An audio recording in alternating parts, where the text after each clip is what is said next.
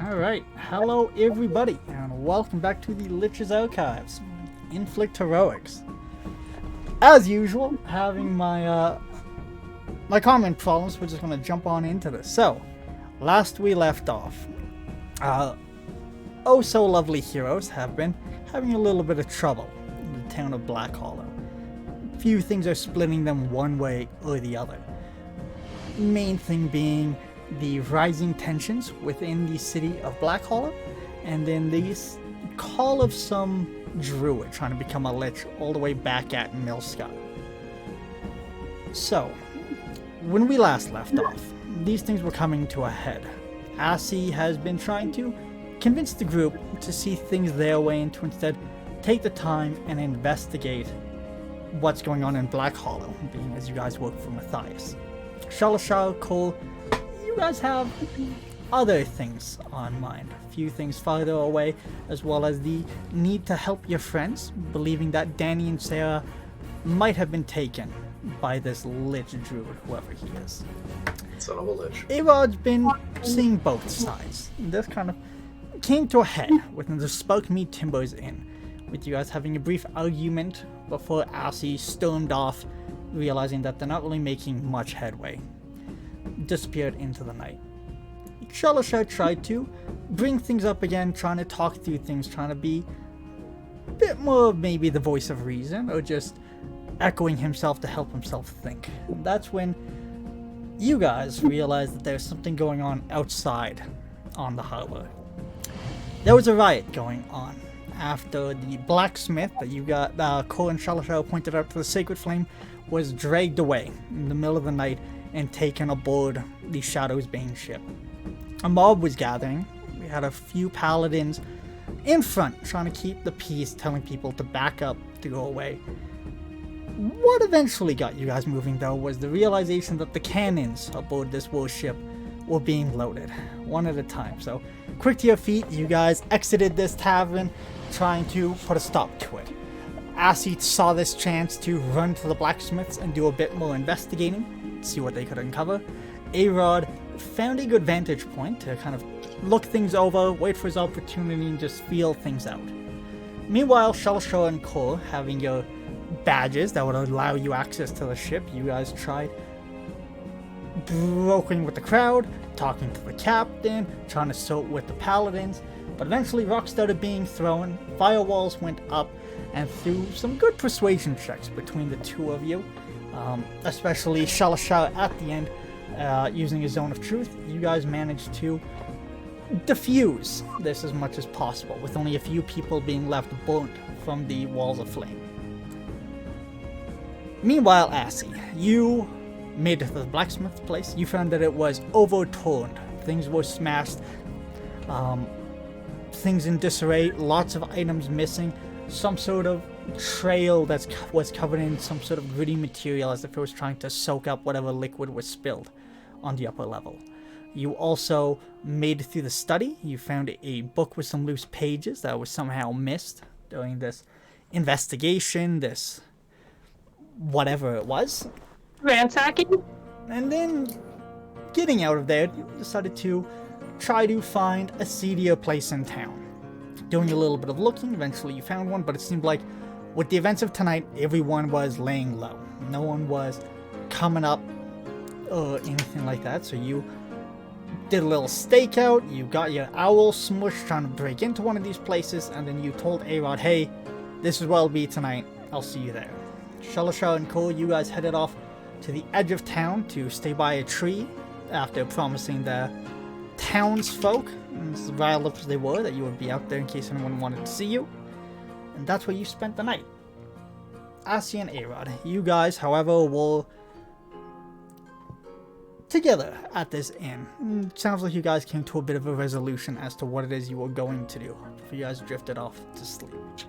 So all of that in mind, Cole, we left with you having some sort of intrusion. You had a choice as to whether or not you wanted to let Hortha in. I believe you said yes. Is that still your answer? I did. Alright. So, as you guys are going to bed, different points in time here, trying to tuck in. You feel Hortha come to your core. And she says, a deal's a deal. If you want to be real, I can show you the way. What does it involve? You'll need to find the same person that made me, Yastrid, in the Fey Realms. In your mind, as you are currently dreaming at this point, you see yourself kind of being pushed through the earth, and you feel, well, you don't feel it, but you see a bunch of colors and things running past you, very similar to when you teleport. You go into a different plane of existence. What you come out, you're in the sky overlooking what seems to be a very large donut-shaped island with the sun high above. Make a perception check for me.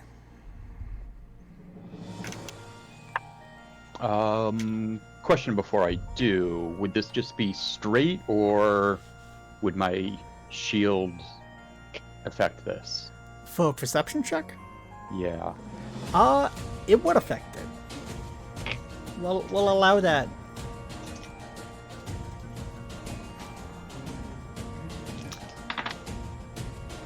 Oh, that's not great. 10?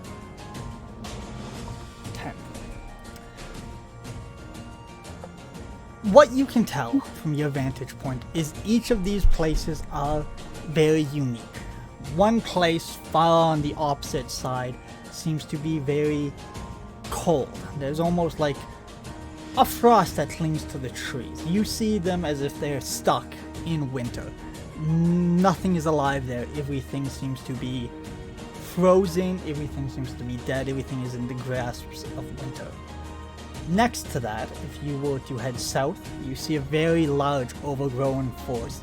You see it as a canopy so thick you can almost, well, you can't even see the ground through it, and everything seems to almost move and breathe. It's very exaggerated in this dream.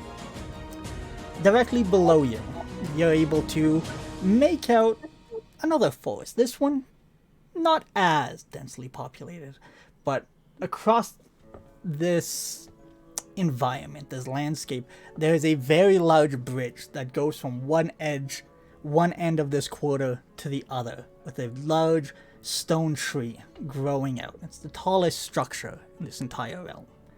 And lastly, to the north of that, looks almost like a bog. It's a mix between the winter and the summer court that you were above.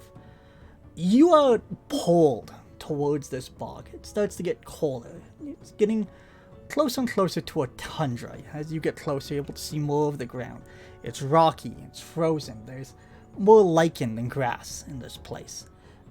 You don't slow as you get closer to this ground, instead you just go through it. And suddenly you're in a cave. In this cave you're able to see two cities.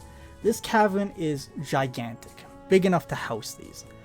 One of the cities is on the ground. It seems to be made of mud. Mud huts, you can see a few people moving around, and floating above that is a larger city. This thing is made of stone. And you hear Hortha's voice again. The city of mud and stone. This is where you have to go. Make it to the fall. You'll find the way here. Just look down. She knows you come.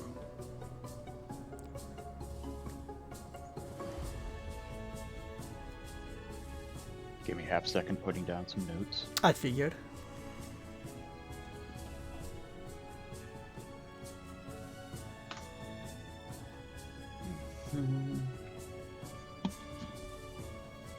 That last part was, she'll know if I come. Yes. Don't write anything down. Do it by memory alone. Oh yeah, because that works out so well for me. Besides, I thought you were gonna make a jab at me with that one. the last it's thing hard being old. that you hear, it sounds like Hortha's getting farther away. It's just a goodbye. And she gives you the warning, this will be the last time we speak, unless you seek me out, as well as my protection. Best of luck.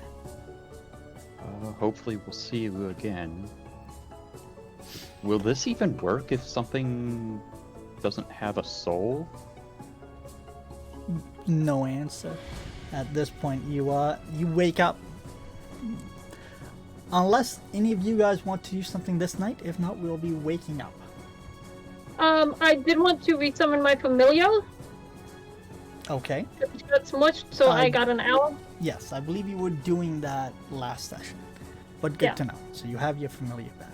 Yeah, because you said that my familiar was an owl and got squished, but no, it was a lizard. It was a lizard, and the lizard got squished. And then I resummoned the owl. Yes. Because I like Dottie as an owl the most. Alright, so if we're all good then, we can move on to the next day. Who would like to start? Ashian, A-Rod, or Shalashar and Cole? I'll go unless they got something they want to do. I'm going to be getting up around 7 to go to the Druid Circle, but Assi and A-Rod can start if they want. No. What time are you two planning to wake up? Probably a bit later than that, maybe like 9 or 10, because I did stay up very late. Alright, in that case... Take some time to clean up the room a little bit with all the strings attached and all the writing on the ground and such. You're cleaning my conspiracy? Yeah, because we can't leave the room like this. What a nice guy.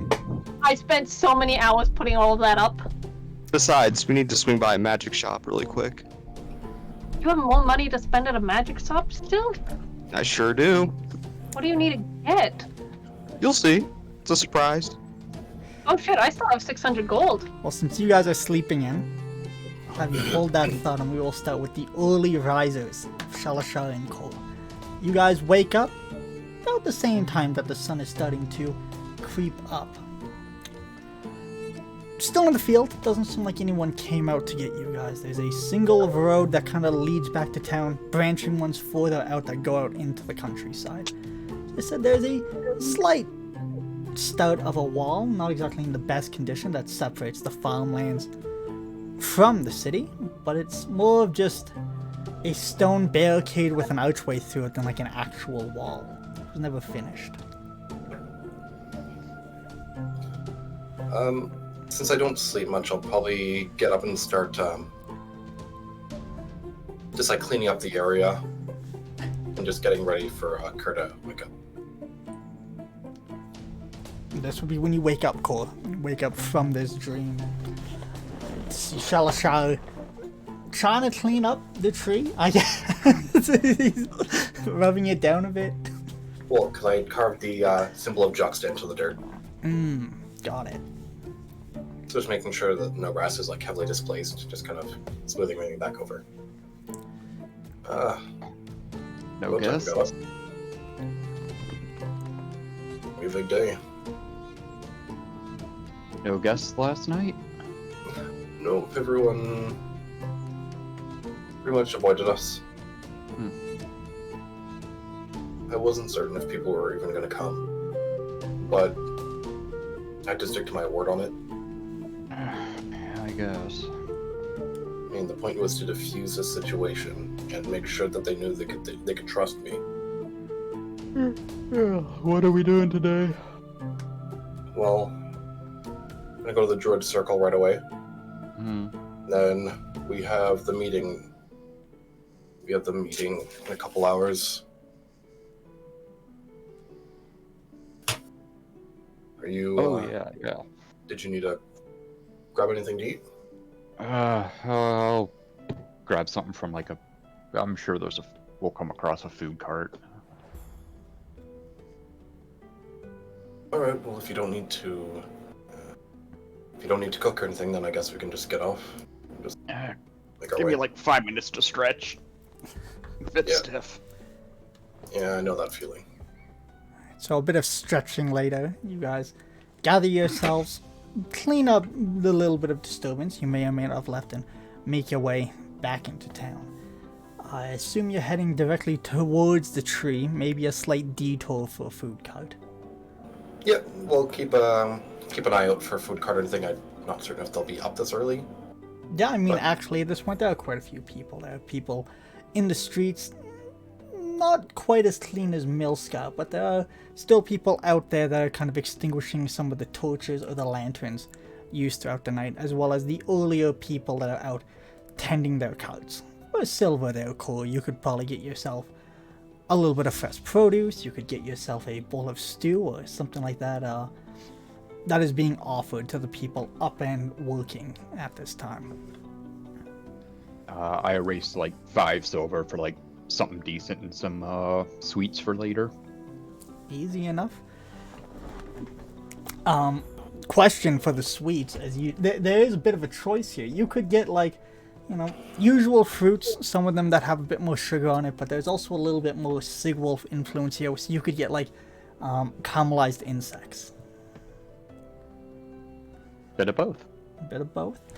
I'll try it. Yeah, why Mark not? down your 5 silver and give yourself like a ration and a half sort of thing. I'll say 2 rations. One for now, one for later.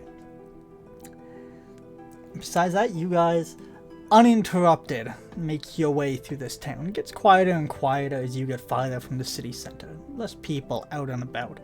And you find yourself, Shalisha, outside of the familiar grove, with the big old hedge, nice and spiny, a little bit of silver here and there sticking out, and the gate still closed. Well, I guess we wait. Do we? Well, I You wasn't could certain. knock. Is it, what kind of gate is it? Is it like a wrought iron? Is it, So it's not really a gate as much as just a bunch of thorns that have grown together. Okay, You can yeah. distinctly see with your perception, you're able to trace some of them, that it would be possible to move through some sort of magical means. These things look like they're growing together, but it's like distinctly 2 halves.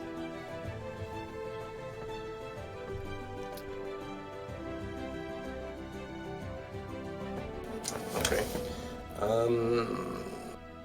You can also see with your perception, the druids are awake. The nice little tree house village that they have built onto the side is abuzz with activity. You can see people out there moving about. Maybe not make out them, but you can make out their shapes. I'm gonna look at one of the. Do any of the druids seem? I want to say higher up on the food chain, but that's not exactly the correct term. Like, do any of them seem more important, or more there's someone who seems godlike? Make a history check or religion. History. That's a 4. Sorry, not strong. You'd be unable to discern anything but the hierarchy, but you would see like some of them are wearing very different colors compared to others. They're definitely divided up one way or another, that or it's just they have a very, very similar sense of style across the board. Okay, I'm just going to look at one of the fancier looking druids. I'm gonna touch my earring, and I'm gonna whisper in their ear. Sorry, I hate to interrupt like this. I've actually come for a meeting with the council, the circle. I'm just at the front gate here, but it looks like it's still closed. Okay. You can see off in the distance one of them does pause, look towards you. Without replying, they just kind of jump down from the tree. Doesn't seem like this one turns into anything. Instead, they just kind of like slide down the trunk, and then they disappear behind it. I'll take a couple paces back, and I'll probably just like take a knee and wait. Okay. I have flint and tinder. I mean, we could just... I don't think that'll get us in the good books, little one. Probably not, but, just tossing ideas out there. I mean, we'll keep that one for backup. Worst case scenario, if they're bloodthirsty, fucking burn this whole town down. As you're having this discussion, you can just see a couple of figures approaching you. 3 of them are like very far back, and there's one that is leading. Seems to be a relatively tall elf. Brown hair, looks like it's been braided back, and it's filled with more flowers, baubles, wooden beads than like you could possibly ever imagine. Like, she probably has like close to 20 pounds of just things braided into her hair. Ah, she's autistic. And then her robes are probably like some of the plainer ones you've seen here. It seems to just be like brown rough spun, but as she gets closer you're able to see like there's little bits of green throughout it that almost looks like veins or vines that's kind of like work throughout this thing. As she approaches, the gates just kind of peel apart. Some of them like look like they wither and fall to the ground. Good morning. Nice to meet you. I was told you had a couple of questions or something like that. You were here yesterday. Yes, I was hoping to meet with the Circle. I'm not certain of hierarchy, or I was hoping to speak with the wisest and the oldest of the druids here. That would be me. I am Renara. Selishar, it is an honor to meet you. Oh, I'm glad you chose to come so early, while I still had time. But let's make this quick. She does cross out of the grove. I'll get up from the ground. Along our journey, we encountered a wizard's tower.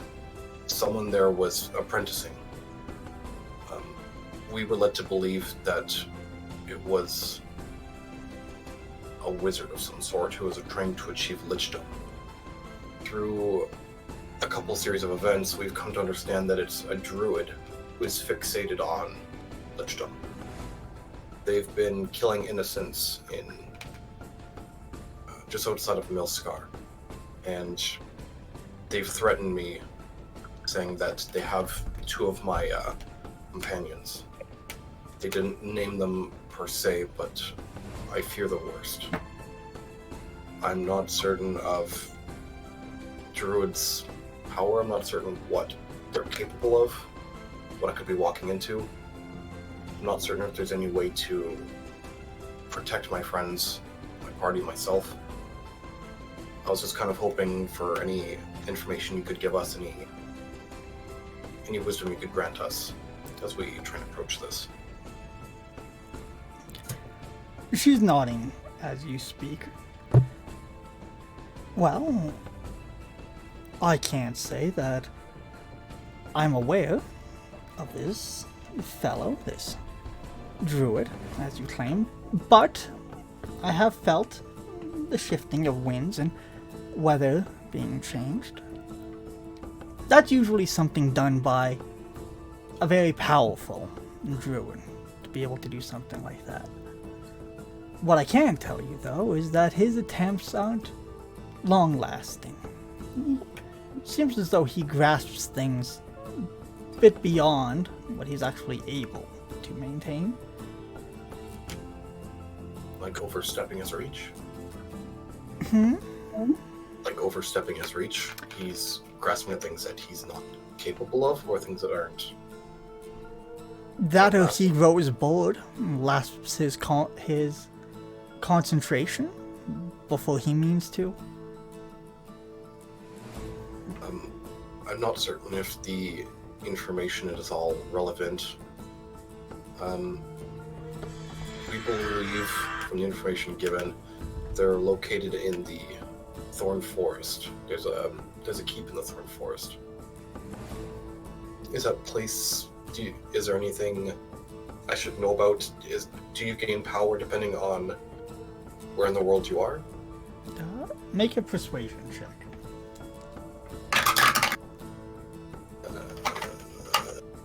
That's a 15 minus 1, so 14. 14.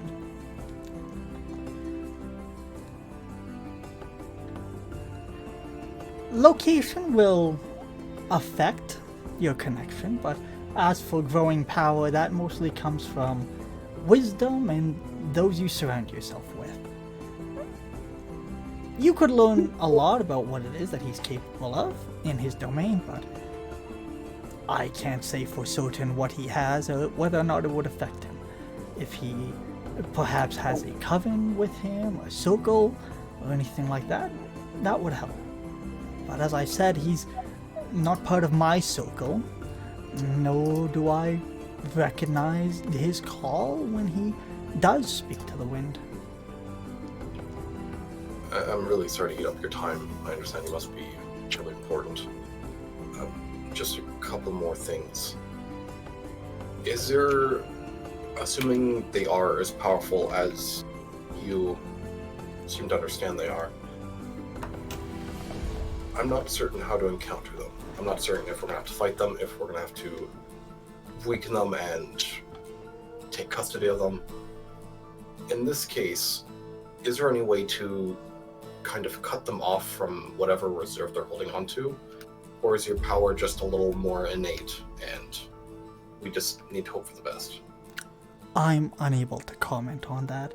Usually comes from the connection to your element, to the earth, to those around you, but he's, as you said, was in a wizard tower and various other things. I would be uncertain to venture a guess. I would say there's probably something, but I'm afraid I'm unable to offer counsel. Are you able to read minds? Can you see my thoughts if I ask you to weigh in? No, that's not one of my gifts. Well, suppose that's really it. Do you know if there's anything else you can give us before I go? Make a persuasion one more time. Okay, that one's pretty good. That's a 17. 17. Let me double check something.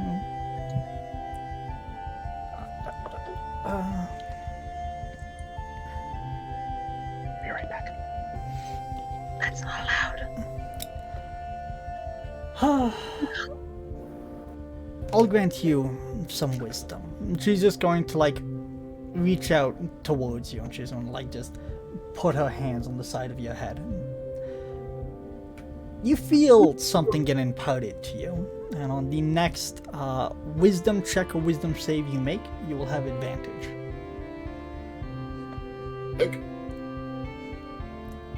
Thank you for bringing this to my attention. Thank you. Always troubling to find somebody out there dabbling with things that they're unprepared for. But I'm afraid my hands are tied and I'm stuck tending to this grove. Of course. I just wanted to let you know that someone was, I feel, tainting what druids stand for. So I figured it'd be of importance for you to know at least. Oh. But thank you for your time. Best of luck. And I'll give a little bow and I'll spit on my heel and walk. Okay. Just eyes you call in case there's anything you wanted to add, but He's my bad boy. with that she just steps back in. As you guys are walking away, you hear the sound of the vines regrowing and wrapping back together. That didn't really leave us with much, did it? Less than useful? I mean, Well, useful, kind of, but... Yeah, no. I think we need to make one more stop. Have you considered simply replacing a flawed gem with a flawed gem? You said it would never work.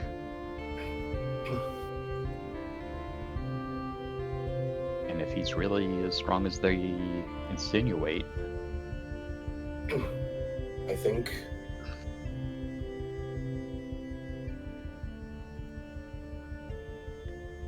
I think we need to go see a magic user. Someone who has a shop. Maybe there's powerful wizard in town. I need to understand lichdom effectively. There are quite a few liches over in Lichport, as they're named. But does it take a certain level of arcane magic? Is it specific to arcane? I don't know. Maybe we can find a piece of amber-colored glass and treat it as like a phylactery container for their soul, and see if we can trick them.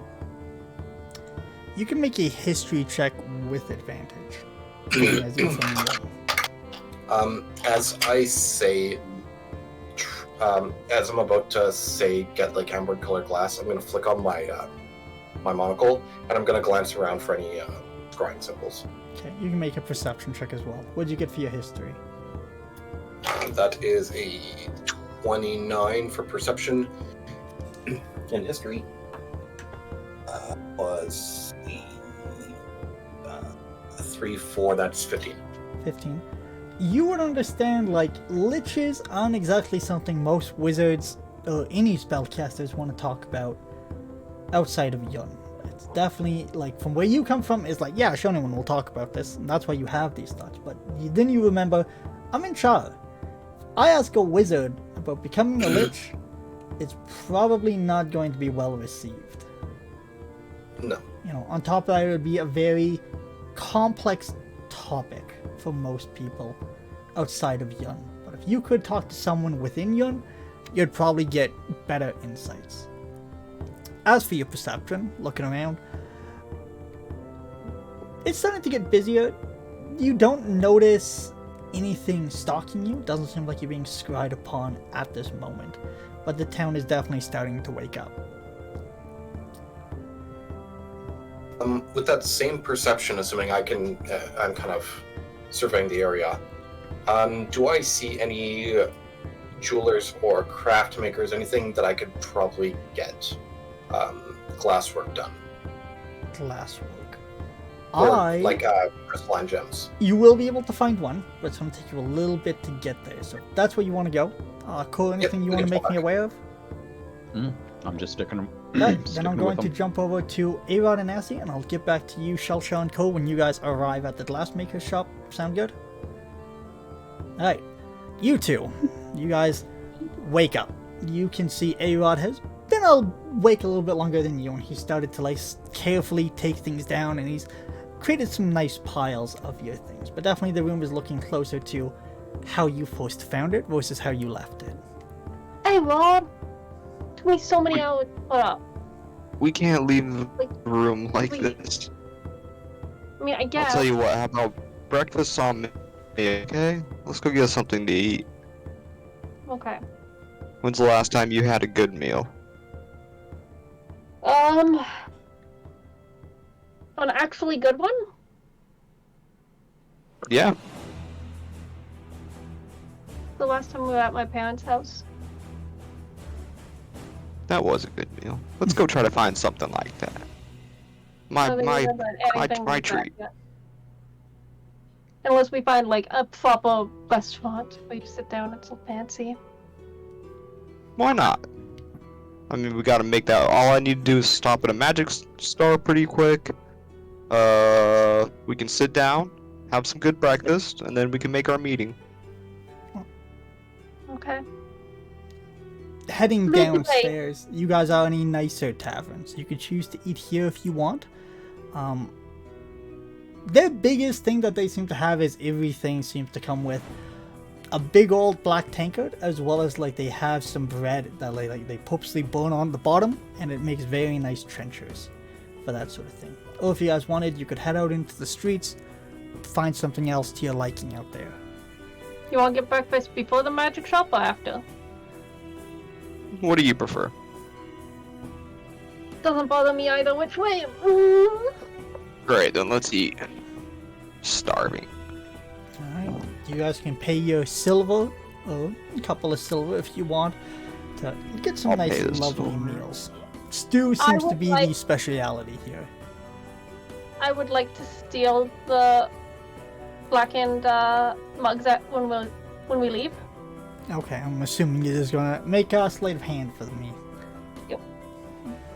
I was gonna yeet them into pocket space. Yeet. Oh, fuck. This is gonna go so well for me.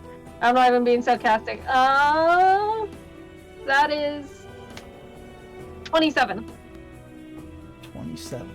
Alright, easy enough for you as you're just drinking, and as soon as it's done, you just kind of like go to lift it in the air as if you're doing a cheer, and as you set it down, it just kind of like almost looks like it falls through the table.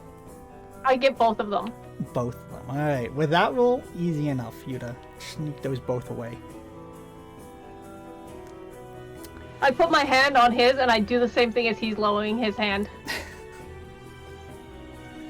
Do I notice you steal the cups? It just disappears. You probably... I'm just gonna play shake my head. What? Let's swing Wait. by the magic. Nothing. Yeah, cool. I wanted a keepsake, you know? And then, as for magic Little shops, souvenir. you guys could go to the Magic Stone, Cash's Gold Hide, or you could try to, once again, hunt down the Twisted Nose. I need a proper magic shop this time. Let's try the magic stone. You don't want to go to Cash's? No more salt licks. That was the Twisted Nose, okay? So you guys I'll go tell with me, the which of the Magic two? Stone. The Magic Stone or Cash's Gold Hide? Magic Stone, he said. Alright, Magic Stone. Alright, so, similar description that I gave the other two. You guys find a place that looks almost like a mine that's just kind of like been dug out of the ground. It has a very well-shaped stone dome to it that looks like it's been chiseled away to look more like a boulder than anything else.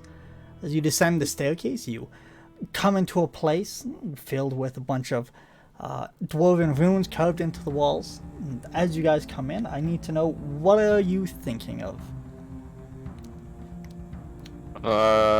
Keeping Assy safe. Keeping Assy safe. Bitches. Alright, so a couple of pedestals come up on one side. There's some leather armor on them. There's a ring, you know, various balls. What about you, Assy? What are you thinking of? I'm thinking of how I don't want to keep running and disappointing people. As you walk in, there is a couple of manacles with very large like weights on them. And a few locks as well. At the back of this shop, there's a stone table that seems like a stone counter that seems like it takes up most of this space. There's a dwarf at the back with, you know, you recognize him from last time, Assy, with his big old beard, nice and braided. He just gives you a friendly wave as you come in. He goes, "Ha, back again." Yep, but a different friend this time. I see that. What can I do you for? Hey there, my name's Arod. I'm looking for a cloak of displacement. A cloak of displacement. I think I might have one of those. Name's Belfred, by the way, since I did get your name. The pleasure. Pleasure is all mine. As he's saying this, he kind of like pulls this big, almost like a stone tablet that he's just kind of like flipping through, which is a very weird thing to see, and you guys can almost hear like this weird grinding sound as he's swiping through it. Do you guys have any magical dust or magic rocks? Well, not you guys, you, I guess. Be more accurate. I have a couple. Cloak of displacement. Quite expensive. I'm asking about 4,000 gold for this. 400 platinum. That would be literally everything I have. They are very rare, and we do need to hunt down a displacer beast for this in the deep gloom. You don't see it Well, very often. I can probably Got help you out for a yourself, while if you do it. Yeah, you got yourself a deal. You do deserve something nice. Very... It's not for me. And then I'm gonna take the cloak and wrap it around AC and tie it off. What are you doing? Just watching your back. What about you? I'll be fine. I'll give you a wink. I can't take this. Is way too much. It's yours. It's All a gift. sales are final, by the way. I should have mentioned that. Perfect. Well, I guess I'm stuck with it now because I doubt you'll take it back. You'll just keep putting it on me every time I look away, won't you? I sure will. You can read me like a book. I'm not sure how to feel about this. What's done is done. Just enjoy it. Well, if that is everyone's ability to buy, as you said, it would be a little. Are you still shopping, you guys? I still want to look at some of your dusts, you know? Okay, well. I have a habit of getting into trouble. Okay, well, do you have a certain thing in mind or a price range you would like to throw my way?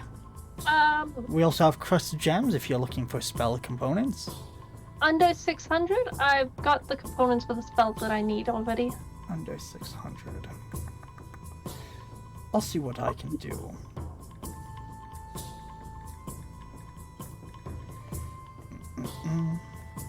Maybe a lucky stone. Those things are cool. Those I'm afraid I'm sold out of. Someone came through yesterday after what happened and woke me up in the middle of the night. About 5 of them. Really? Yes. What sort of person? Oh, 7-eyed figure and green eyes, if I recall.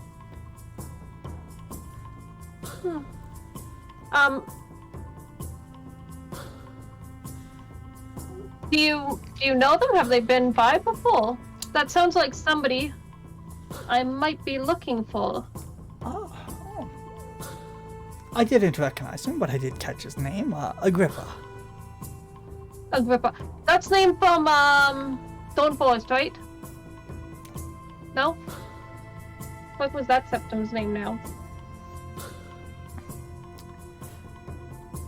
But if you are willing to spend 500, I could give you some, I'll give you a deal since you've been back a couple of times. 200 gold.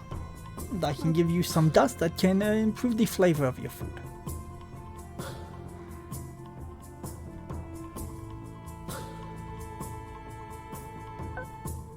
That's not really something I'm looking for, you know? Well, I'm afraid that is probably one of the cheapest things I have on hand right now. Yeah. You don't have any, You don't have any, smoke powders, or... No. No? Oh, well. I'll probably come back again, though. Well, if you do, I will keep my eyes open, and perhaps I will have some more of those stones and some smoke bombs for you. Thank you. Much appreciated. No problem. You guys stay safe out there. And come back. You as well.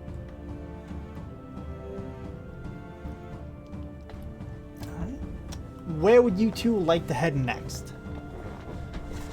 It is now getting close to about 9 a.m. Woke you guys up a little bit early. I think we have our meeting that we need to get to. I think it was at what, 9? What meeting? Oh, we got a message. I don't know what it's all about. We just got to stop by a meeting really quick. I gave you the letter. Yeah, you gave me the address. No, I copied the address and I gave you the scroll. Oh, okay.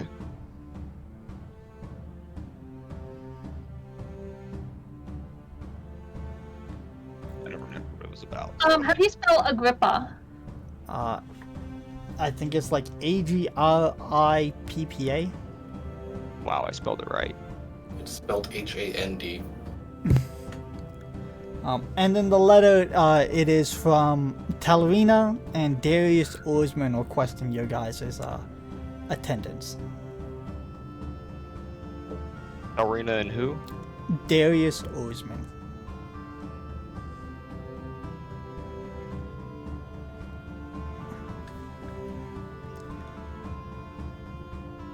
As from Telria and Darius Osman, they're requesting our presence. Not really sure why, but Probably because of the body. who knows? I guess we'll Um, find out at the meeting. One more quick question. What was the name of the shop again? The Magic Stone. Magic Stone. And the gentleman, the dwarf working it, is Belfred.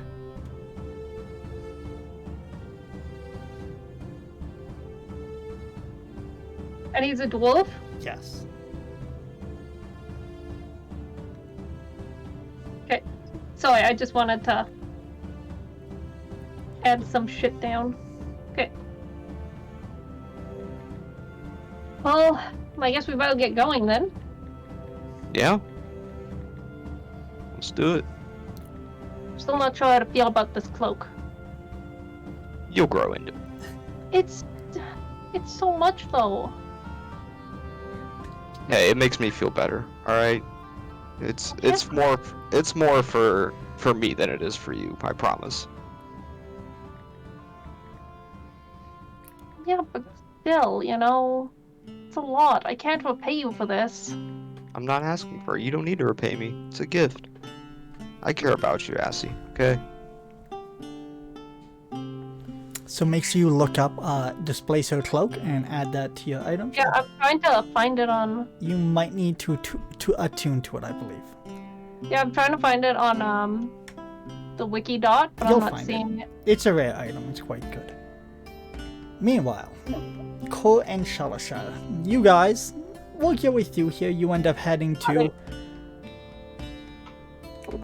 Actually, not too far from where you guys are. Still in this relative district, as there's quite a few craftsmen around here. You find yourself at the Blasted Sand.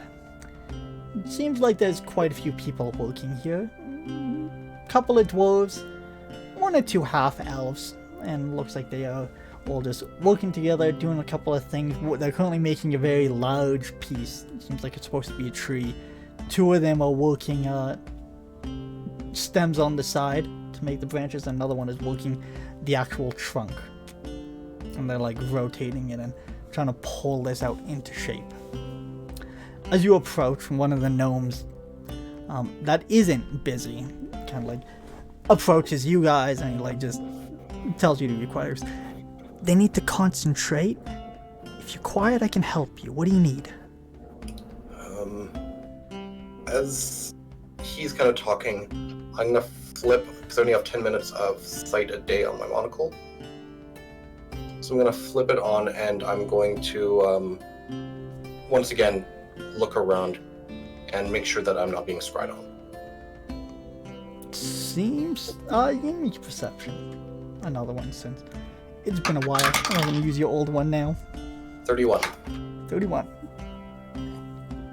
Seems clear, other than, you know, you can see, well, not see, but you can definitely hear quite a few things off in the distance. Sounds like it's getting quite loud back at the Harbor District. I'm gonna drop my voice, just so I can, since he asked. I'm looking for, I want a piece of glass work made for me.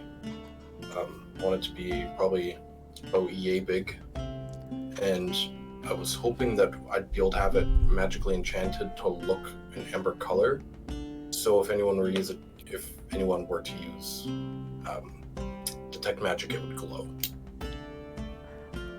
Well, we can definitely blow the glass for that. Enchanting it to appear magic, we kind of need something to actually... We could probably do that, actually, yeah. How soon do you need it by? As soon as possible, honestly. As soon as possible.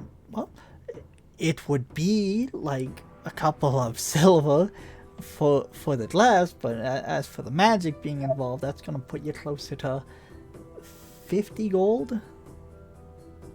I'll reach down and I know it's a little steep, but you know, magic's not cheap. I'll reach down and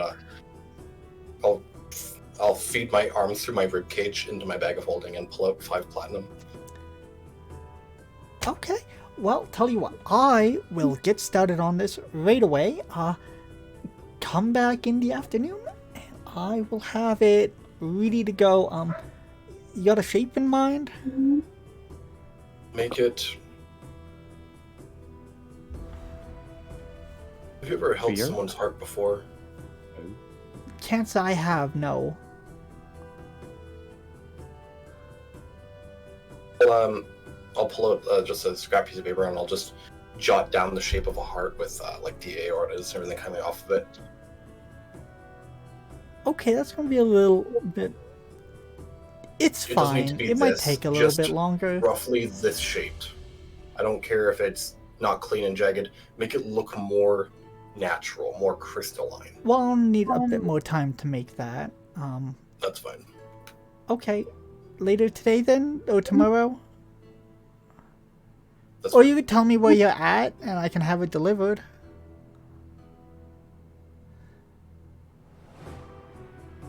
It's fine. I'll come back. Okay. You got it. I will see you here later today or tomorrow. All right. Thank you. Do you happen to have any powdered silver? Powdered silver?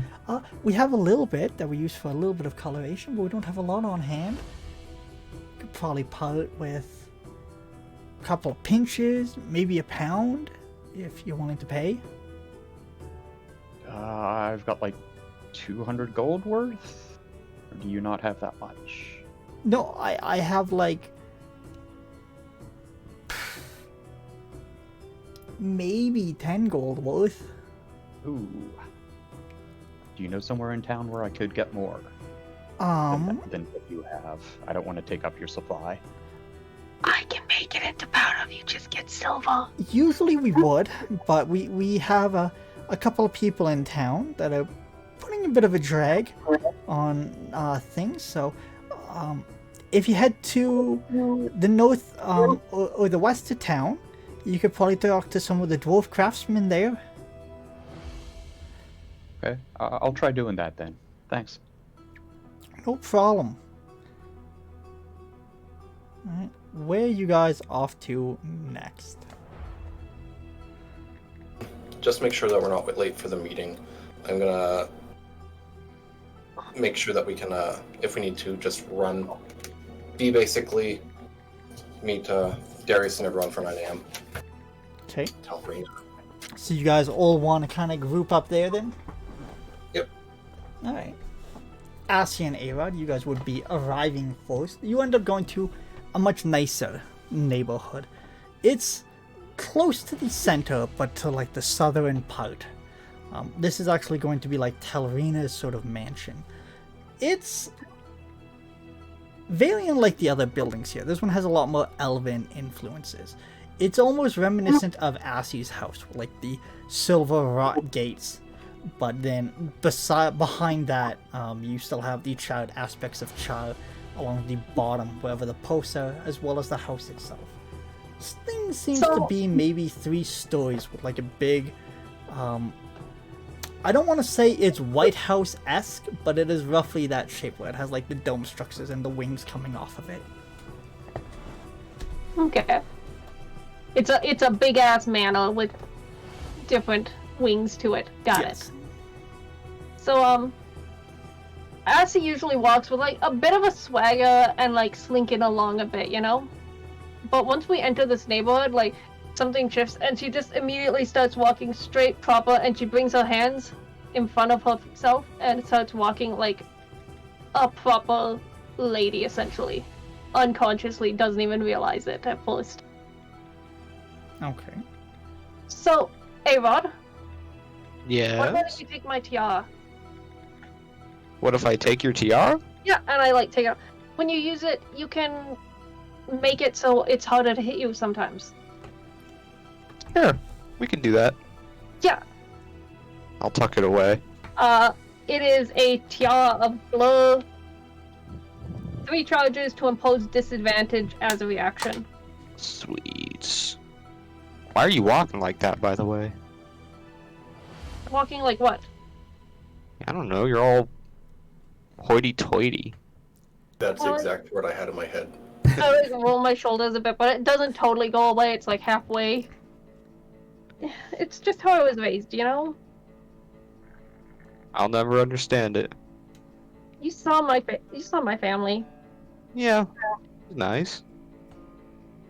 Yeah, but Just when I was growing up, they wanted me to be. My mom wanted me, at least, to be respectable to a degree. I mean, they gave up eventually, but well, I think you're pretty neat. Give you like a little slug on the arm. As you like- guys are kind of that stopped was a kidney shot. in the road, Shalashar and Co, you guys will also be showing up at this time, and you just see A-Rod reach out and punch Assy on the arm. Good morning. Good morning Hey, to guys. you guys. How's your rest? It was something. It was something. How about you guys? As good as living on the edge of the forest can be. I don't Uneventful. suppose any of you have changed your minds. We'll have to We can talk talk about about it. this afterwards. Kerr had something he wanted to talk to all of us about, but I think we should just get this meeting out of the way first. Like So I be said, it. we can talk about this afterwards. Caramel cricket? Here, I'll try a caramel cricket. Before we leave, we need to find some Sigwolf Bluch. It's been so long since I've had some. Just as reference, by the way, when he says caramel cricket, he more or less holds up like a. Imagine like a chicken, but instead it's just the leg of the cricket. That's like the size of a chicken. Like this thing. Can I take a bite? Yeah, it's more like a drumstick that you would like. If you take a bowstring, you could play some music on it. Yeah, basically. Like these things are huge. It's like the pie when we first met, remember? Yeah, it is kind of. Oh, wow, I almost forgot about that. I don't think you ever even knew it was me that told a bite of your pie until just now. Ah, memories. I steal another bite of cricket. Sigwolf is really good at caramelizing bugs. As you guys are standing out here, kind of having this conversation, similar figure, or the same figure that approached you guys on the dock and gave you this message, opens the door and they're like heading down to greet you guys. As they approach, I'll give a deep bow. I'm glad Full you on guys high could make class. it. For you, Assy, since this would be your first time seeing this person, they are a bit on the shorter side for an elf. Looks like they have very short cropped hair, and it's like the few braids that they do have are like very, very tight to their skull. They're very tanned now that you guys are seeing them in the day. It looks like they spend a lot of their time outside. A-Rod, you would recognize her as a wood elf. And you would also see, like, she has studded leather armor as well as like a very large battle axe across her back. Respect. Definitely carries herself with quite a bit of confidence, and as much swagger as you left Assy, she has picked it up. She like makes her way down towards you guys. I'm glad you made it. Thank you for having us. I'm not going to waste your time with anything like that, so I'll take you inside. You're just going to be having a meeting with a few people. In case you do need their names, Talvina, she's the female elf. You'll recognize her. Half-elf, my apologies. There's Darius Osman, large, black hair, only human in the room. There's Agrippa, the Septon. He's come a long way to be here at Talvina's request, as well as a few other business things for some reason. He shouldn't be speaking much, but he will be greeting you there. And lastly, we also have a representative of Silver Lakes here. You'll probably need to treat him with the most respect. I'm sorry, can you repeat the names of the, I got Tyrina? Talrina? Talrina? Yeah. Would you like the spelling for these names? No, I'm just gonna go off of how I think it sounds. You got it. So Talrina, Darius, Agrippa, and then the representative is Neralithel. N-A-A-R-I-A-L-T-H-A-L. Hold on a second. Because N? What was it? N? A-A-R Yeah. I-A-L-T-H-A-L.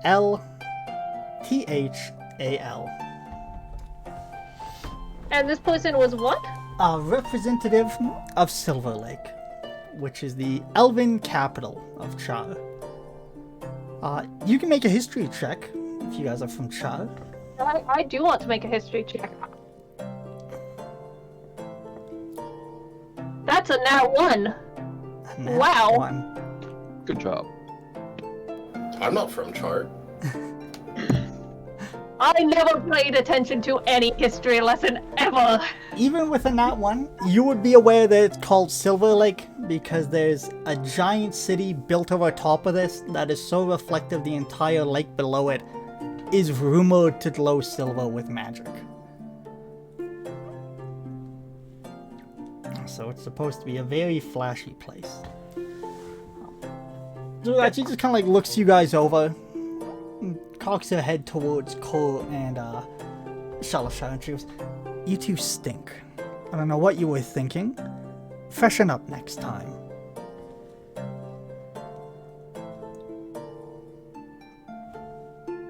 Wow. Yikes. Okay.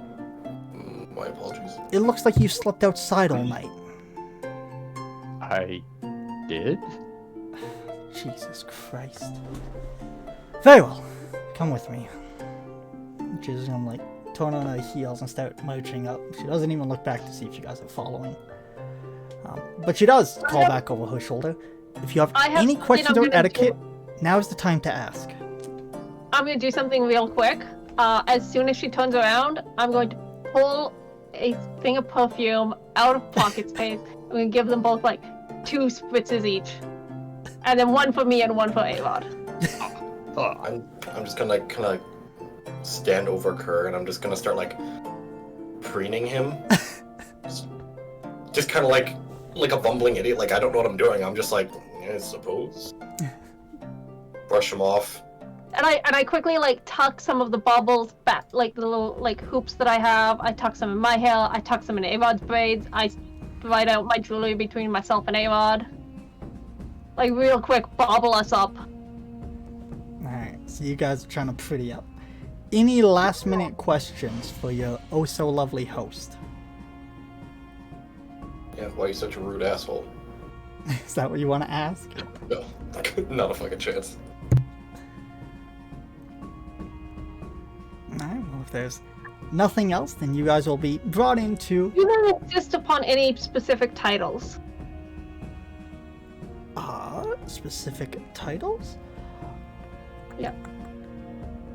Or honorifics or anything like that. Do they insist upon anything in specific when being addressed? Using their names would be very, very helpful. Besides that, you should know that Darius and Talrina are technically union leaders. That would be the official term. Same with your employer, Matthias. And which union do they lead? Darius leads the Oarsmen, and Talrina leads the Furon. You would know that Furon, if you guys speak Elvish, is Elvish for metal. Or iron. Yeah, I would know that. As for the diplomat, you can just call him Your Excellence. You could call him... Probably stick with that. And if you speak Elvish, he might also converse with you on that, but that might be rude to do with Darius, so maybe refrain from that. She does lead you through this place, and again, this place, it's a nice little mix of the things you expect in Black Hollow, with the charred, darkened wood, a very dark exterior, but as well as there's a lot more fine metal work and like statues and things like that. There's several sculptures, all of which seem to be made out of like weaved metal, as if they were growing to resemble something. Let me go first, I whisper sharply to like all of you guys, and I step in front of everybody. Follow my lead My lady. and do as I do. we are meeting very powerful people. Okay. Let's push, but I like the attempt. And eventually she does come to a large set of double doors. She like pushes both of them open. The figures that you see inside, the first one, you guys could guess it is probably Telrina. She seems to be extremely thin. It almost looks like she could be maybe 100 pounds, if that. Like, she is extremely fine-boned. So, I was going to say like emaciated, but she's just very tiny, not unhealthy. Very, very tiny. She has long silver white hair that goes down to probably like the small of her back. She is wearing what seems to be mostly blues. Looks like it's a skirt and a corset, but is on top of all of this, she has a bunch of weaved metal things, almost like she has a silver rib cage over top of her corset, and her hair is pulled back into a ponytail. Assi, you would actually recognize the piece in her hair. It was one of the pieces your father sold for about 100 platinum. It is made to look like a bouquet of flowers. All of them are silver with like different gems that kind of like that are placed at the center of each flower. 3 small rubies to be exact. Oh, this would have been like 50 years ago. Not 50 years ago, like 20, 30 years ago. Yes, this was the most expensive thing your father has ever made. It looks like she bought it. Next to her is a very broad human. He's actually at this point like the point of muscular that his neck has like disappeared. He's more beard than probably anything else, and it looks like he's wearing a tunic, but it's almost skin tight on this fellow. More beard. Flattering, doesn't look like he squeezed himself into it, but is extremely firm fitting. He has like just this air of confidence as if he was like sculpted, you know, and his jaw line, can't see it because of that, but you can see his cheekbones are extremely sharp. His hair looks like he's like shaved it into a mohawk. Hasn't put it up or anything, it's just kind of like drift down the back of his head, but you guys recognize the tattoo on his head, the 2 crossed O's. The other side, it looks like he has the flame tattooed on his head as well. His stuff as well, form-fitting, mostly just browns, couple of blues as well. More reserved, but just seems like everything works. You guys also recognize the guy that gave Shalashar his armor, wearing the same robes that he had last time. The purplish robes that he had. Looks cleaner though, a bit more well maintained. He almost looks like he's like polished to a shine. His skin is to the point that he almost looks oily to you, Shalashar. You're just like extremely tuned into this. He almost like glows. And the last one you see is another elven figure. This one, he seems like he's wearing the nicer clothes out of anyone. His hair, blonde, his eyes, blue.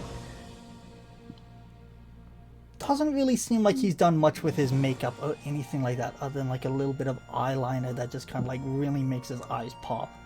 His hair is just loose, but his clothes though, he's probably wearing, as you guys have now been around for a little bit, especially you, Shalashar, who's done some shopping. You would say he's probably like 500 gold worth in just his clothing. And it is draped across him. Everything is like billowy and long and airy. It looks like he's trying to go for a bit of a Yun motif with it, but then at the same time he has like these silver gauntlets that just kind of like pulls everything tight before it reaches his hand. Same with his pants, very, very airy, but as well it looks like he has the same kind of silver gauntlets for anklets. All of them are sitting around a table. Can I try and read into his clothes and see if it's a pride thing, if it's a holier than thou thing, or if it's just he can afford the niceties, so he wants to show it. Yeah, you can make an insight check on him. I want to roll insight on the whole damn group. You can make an insight as well. Anyone else? That is a nat 20. This is just for me. 23. 23.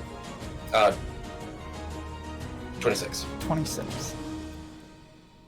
18. 18. Also, this was just for me, but like for fun, I decided, how well can Assie still play up the part of being a noble girl? So I rolled a die to see. Nat 20. I guess we'll see if Apparently that is deeply ingrained. we'll see if it translates that way. So we'll start with the overall group, and then we'll get a bit more specific. So you guys come into this place, and it's almost like a sunken conversation pit at like a center of a library. One of the main things that you can figure out in this place, there are a few ladders here and there as if to make things accessible, but this is definitely a very large, very open chamber that's just supposed to give you like this sense of grandeur, as well as even like the floor being sunken. The chairs themselves also seem like they have like these weird little indents along the stairs. So it's enough to fit 8 people, and the chairs actually would push back into a cubby. And then you have the staircase that like kind of comes down between each of these. All of them are sitting, looking over them. The one that looks the most confident, or like probably the most bored, would be the ambassador. As well as Shelisha, this is where you come in with your insight. You can see that he is indeed just here, but not really paying too much attention. It seems like he's waiting for something. He's very confident, and then you would assume like he's wearing the niceties because he does, one, probably like to flaunt it. He likes to look superior to others, but also because he can afford it. You know, the way he's sitting, he's not sitting in a way that's like, I care about my clothes. He's just kind of like lounging in the chair, more than like trying to look regal. And he's the nicest dressed too? Yes. So it's probably a mix of he is the ambassador, plus with elves and how they typically view themselves. Kind of a mix of everything. It's like, well, I can afford it, and I'm fucking better than you anyway. Yeah. Darius, he's actually like the most hunched out of all of them. Looks like he's kind of like, almost like he's ready to like just like throw the table. Like it looks like he's a little bit on edge compared to everyone else. The Septon, he looks like he's just also here. He's waiting for things, but it looks like he's having a pleasant conversation with Telrina, and her posture is close to everyone else at the table except for Agrippa. You guys would get the idea that these two know each other the best. They're closest. Telrina and Darius? Telrina and Agrippa. Telrina and Agrippa, okay. Yeah, it seems like they have some sort of history. Okay. As you guys are brought in, your escort, pushes the doors open, and she just steps to the side, and she just, as you guys walk by, she's like, you're gonna sit there, you're gonna sit there, you're gonna sit there. We'll get you a booster seat. Hang tight. No need, I can just stand on the chair. If you insist. It's still morning, yes? Yes, it is like 9 a.m. 10 a.m.-ish. Or a little earlier. I approach leading the way, and I'm like, good day, everyone. I'm terribly sorry we had kept you waiting. But allow me to introduce Inflict Heroics, as we had been asked for a meeting here. Telrina kind of like takes the interest. Yes, we invited all of you here, and we are very glad. She looks towards everyone, and they kind of like mumble their agreement that you were able to make it. So please, have a seat. I make sure to take a seat close to Telrina, and I say, Lady Telrina, I must say, it is so lovely to see my father's work worn and appreciated. I'm from Helda Quick Argentum. That's a lovely surprise. If you see your father, please pass on my compliments. He does some of the best work. I shall. That was one of the pieces he was most proud of. I was surprised to see it here. Oh, I completely believe it. I actually own several of his pieces.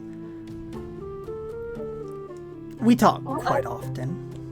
I shall have to let him know that you appreciate his works. Do the rest of you take your seats? Yep. As we were mentioned, I'm just gonna give like a deep flowing bow, and I'll just take a seat quietly. Try and keep my hands to myself. Your little skeleton hands. In case you guys do care, Cole, you're put at like the farthest edge of the table. So you're kind of next to Arod and Shalashar. Asi, you've been put very close to Agrippa, and then there's like 3 empty seats before you get to the ambassador. This is a round table, but more of an oval. Okay. So, thank you guys for coming and being here. We saw your work at the docks, and we thought it would be best to bring you in. Thank you for your efforts, as well as touch base with a couple of things. At this point, she kind of like looks over towards the ambassador, and he just kind of like bows his head, and he goes, "I'm going to be excusing myself for this. Thank you guys for meeting with me." And he just pushes himself away from the table. And as he leaves, you guys see like Sarah kind of pulls the door, and the conversation stalls until he does leave. So, Telrina speaks again. Darius at this point, he's just still brooding over the table. He hasn't said much, but he is like eyeing up each and every one of you.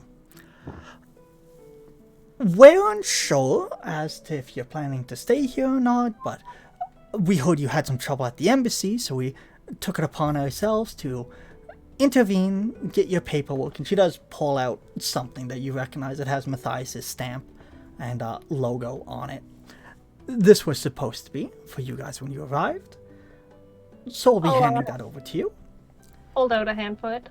We did encounter a little bit of difficulty at the embassy. I guess being in the armor that we are, showing up there, it seemed a little out of place, and the guards themselves were a little on edge. They definitely are. Things have It's understandable given everything that's been going on, of course. Exactly, especially with what happened at the harbor as well. Things are getting a little hard. Now, before I continue, I would just like to make sure that we are all speaking firmly under the bounds of your contract. Things will not be going beyond this room, and maybe if you're interested, we could talk a little bit deeper about what's going on here, or if you're more interested in dealing with just Matthias, that's also understandable. I wouldn't want to overstep my bounds.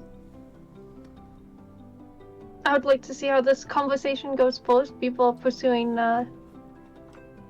further relations. But I would not be opposed to it. At least considering it. I think it's important to take everything into perspective. While we are working for Matthias, we have been given some leniency to take on other jobs as we need. So if this coincides, if it runs parallel to any of the jobs that we are trying to take care of, I don't see why we wouldn't be able to help out otherwise as well. Well, she looks towards Arod and Co as well, just waiting to see if you guys also agree or not. I'll give a slight nod. I look genuinely uncomfortable with this whole situation. I don't fucking belong here. Yeah, most important business first, and then we'll see how it goes. Well, in that case, allow me to speak plainly. I'm sure you've realized that we are missing one of the union members. It's because we have a couple of suspicions. Darius, why don't you go ahead and at this point, this guy who's been like death gripping the table the entire time goes, "He's a rat." When you brought in that body, I put him in there. He died. Yolvi is with the rats. And we need him gone. And who is this Yulvi? The other union member. It was my man. I put him in there. Do a little bit of snooping. Next thing I know, he's dead by the rats. First off, my apologies if bringing the body back was of any trouble to you. We just noticed that he had the symbol of the flame and didn't know any proper death rites. Wasn't certain, so felt we needed to lay him to rest. Out of character, do I know anything about Darius? Like, is he with the flame? Make a history check. Because I know he... We did overhear one of these. We did overhear a rumor at one point that he murdered a man over painting. Yeah, we went over this last time. This is 19. 19. Looking at his tattoos, you would understand that he was indeed part of the flame, and also there was rumors that a certain somebody was killed, maybe because of Darius or on orders of Darius, but because they painted him in a poor light.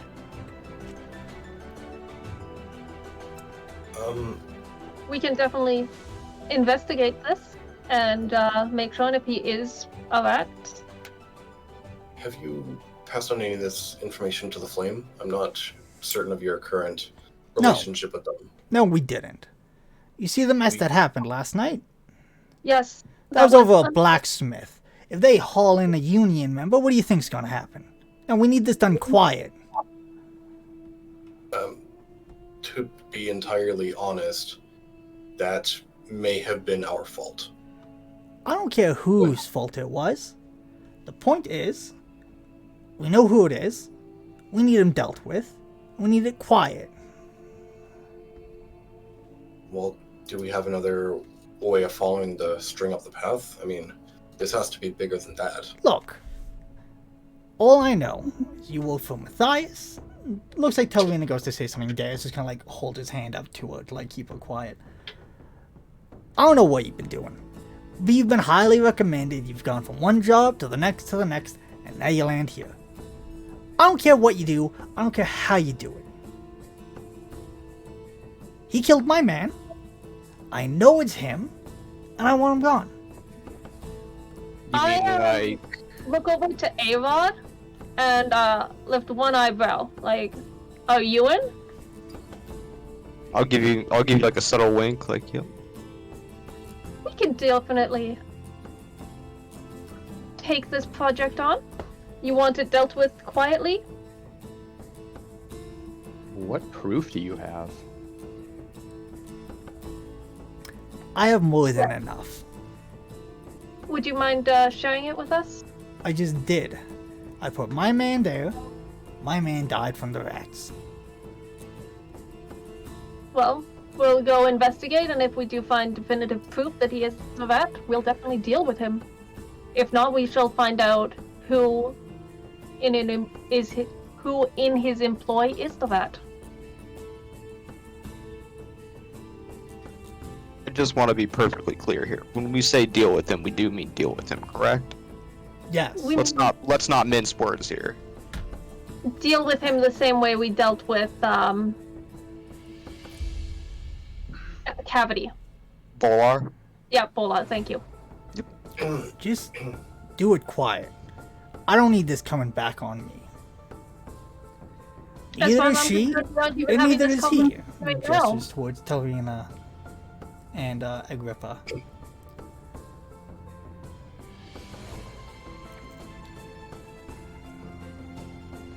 I'm sorry, I missed that. I was saying, as far as I'm concerned, we aren't even having this conversation right now. What did you say? He agrees. He goes, that's exactly what I'm saying. And he also points out, I think it's them. They also don't need this coming back on them. And he gestures towards Telvina and Agrippa.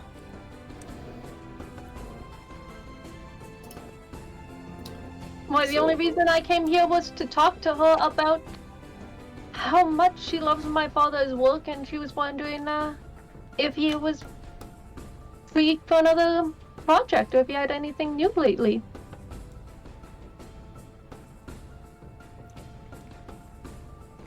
Just gives you a nod and telling me it looks like she's like sat back at this point and she's just kind of observing you guys now. Same with the Septon. He's definitely, you would also see this Shasha. It looks like he's done something weird. His eyes are glowing brighter than they were before as he's looking over you guys.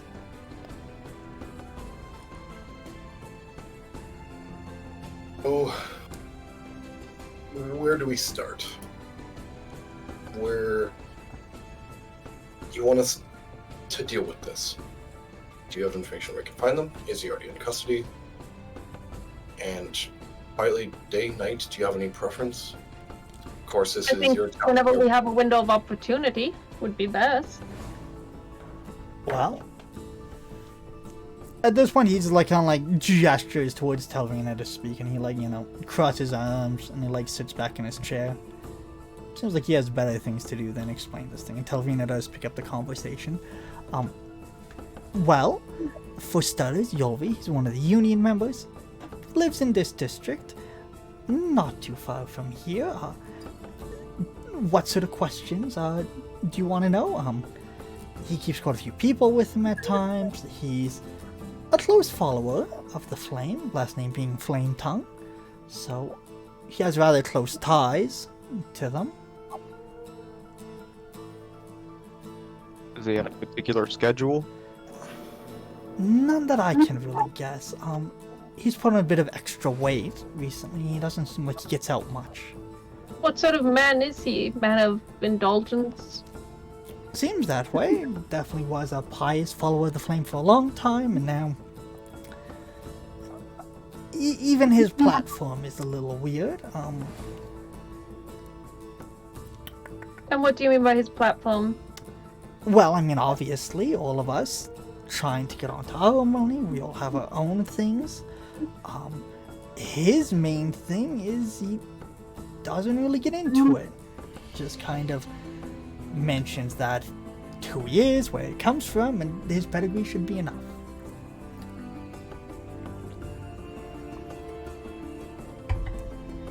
Very well. How many people does he have protecting him?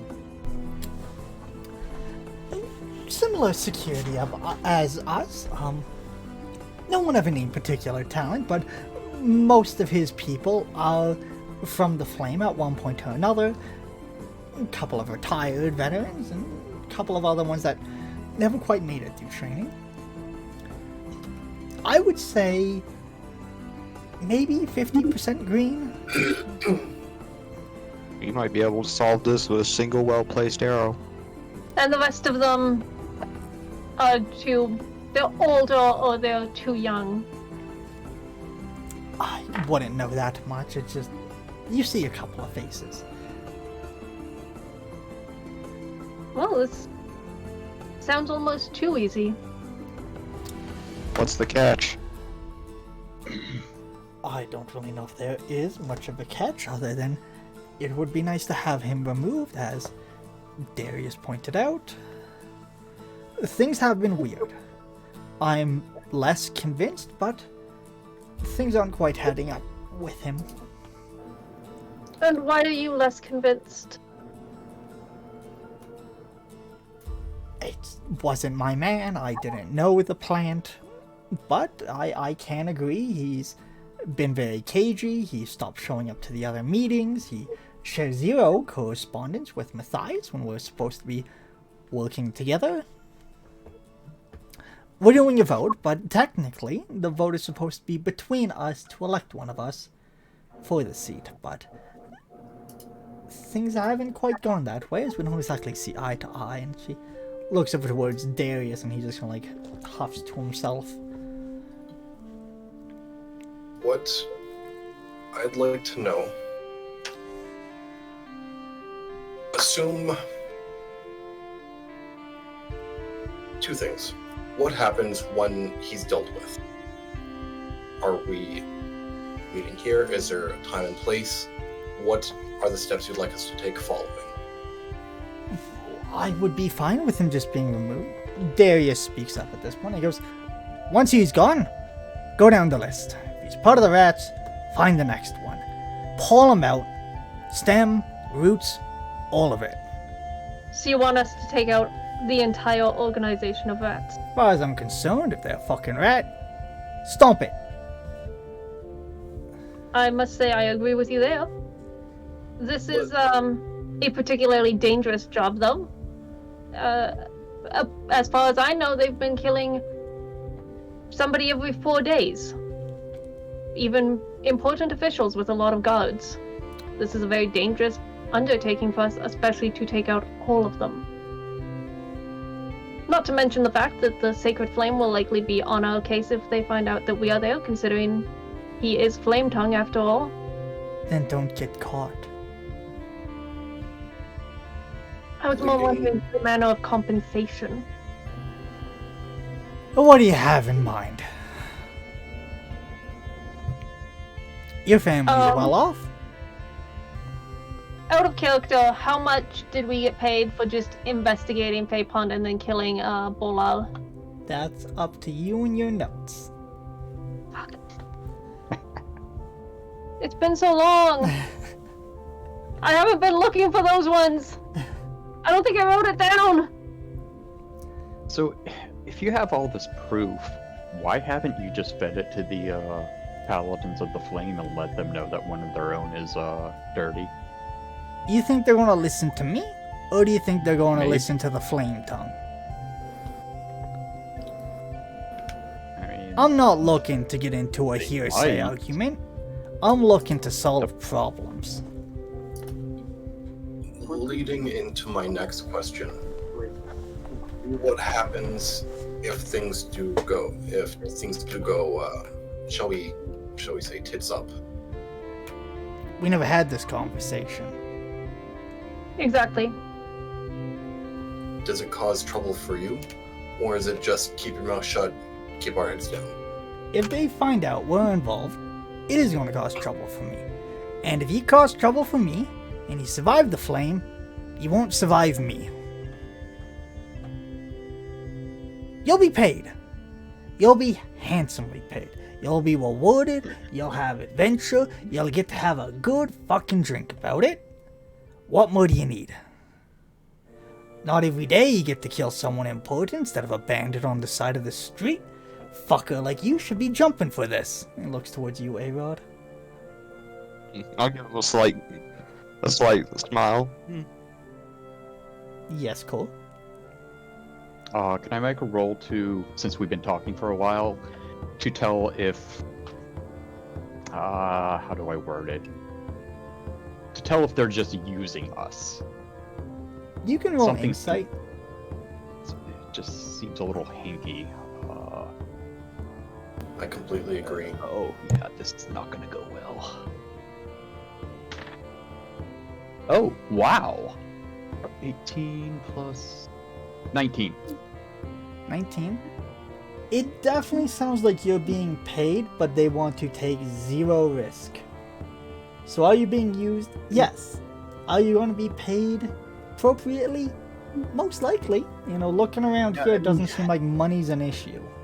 Maybe I didn't really word that well enough. What I meant by being used is... Is this a setup? Sort of. Are they... Like, do they actually have proof? Did they know that this guy's guilty, or are we just being used to take out a political opponent? Darius seems extremely convinced and sure of his proof. Talina, as she said, she seems like she's willing to go along with it, but She isn't totally doesn't sure. seem as invested in its outcome one way or the other. Okay. Continue. So what do you say?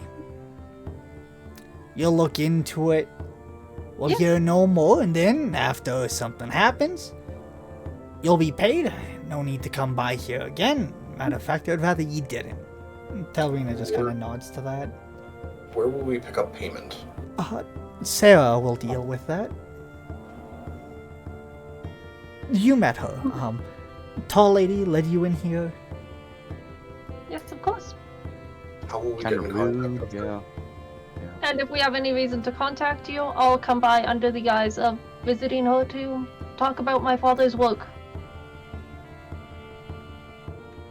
Okay, well, I think that concludes everything then, unless there's anything else.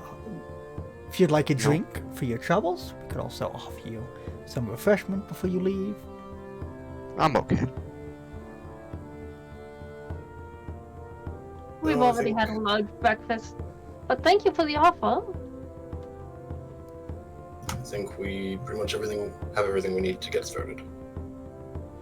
He's as good as dead. Actually, Darius, could I ask you for a quick private word? You can speak plainly here.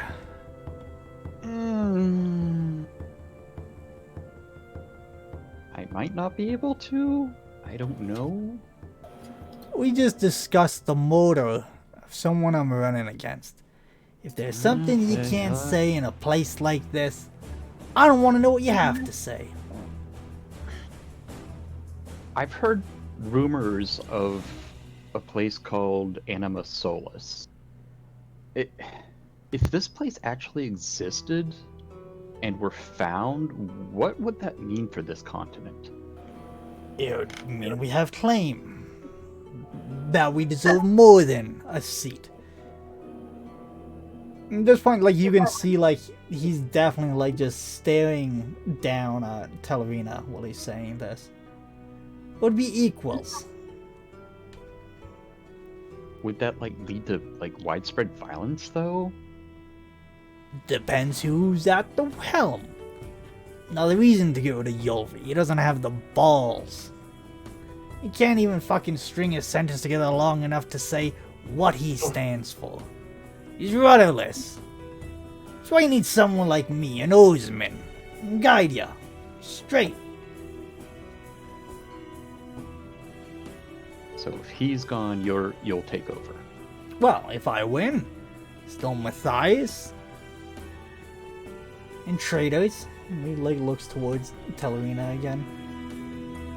You can see at this point, like, she like rolls her eyes, like she's heard this several times over. Well, I must admit I am partial to Matthias, considering our work together so far. He's a replacement, I'm not worried.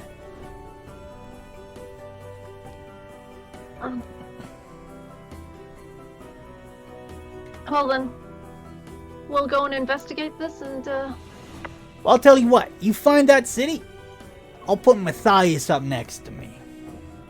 And we get 2 seats or more. Oh, I'm not looking for it. Why'd you bring it up then? Because I've heard rumors and I'm curious.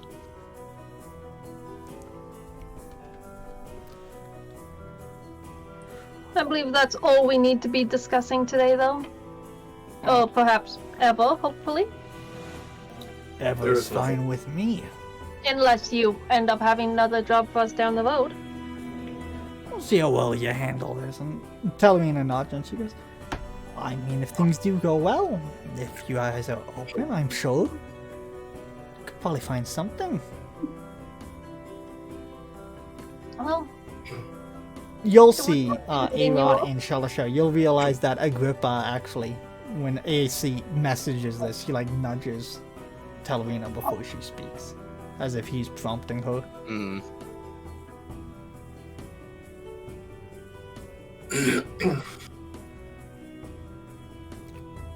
Well, if that's the case, then I can have you escorted out. Unless, again, if you want a drink or anything, do let me know. It would be my pleasure to host. I don't believe so. If there's nothing else, there's nothing else you require from us, we seem to have some work to do. quite a bit of work to do now. I'll go ahead and stand up. Give a big stretch. Thank you for your time.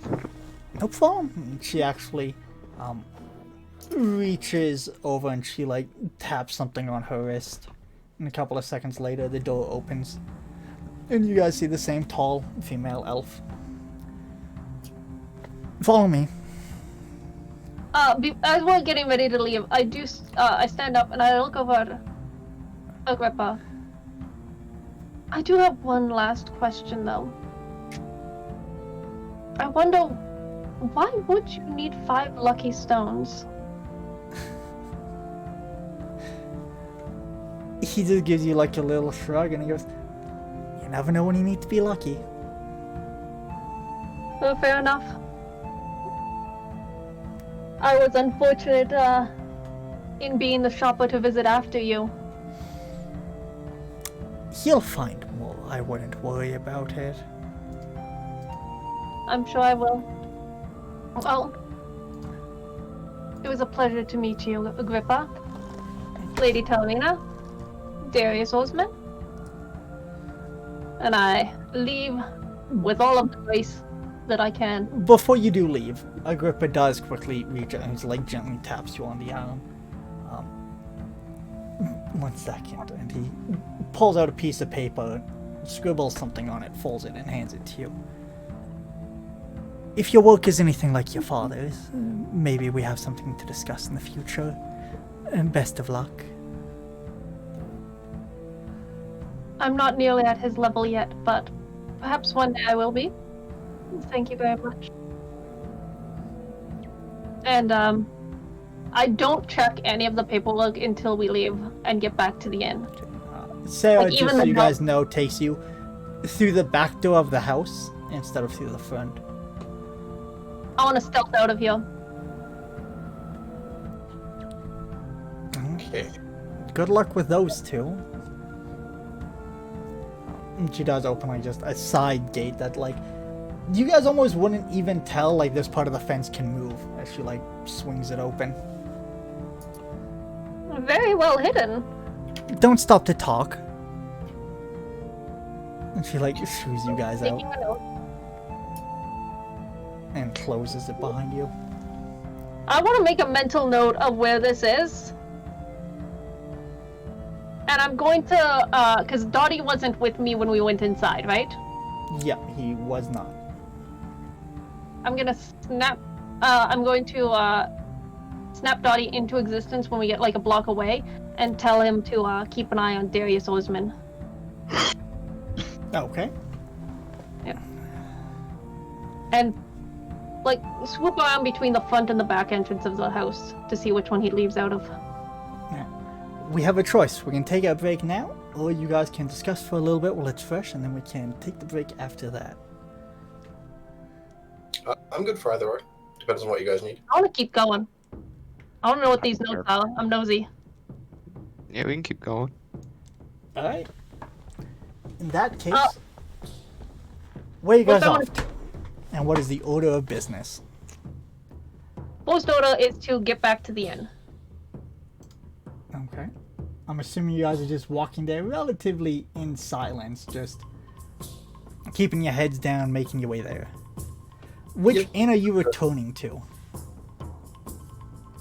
The one that's closest. Probably the one that I was at last night. Yeah, you guys don't have any protests to that?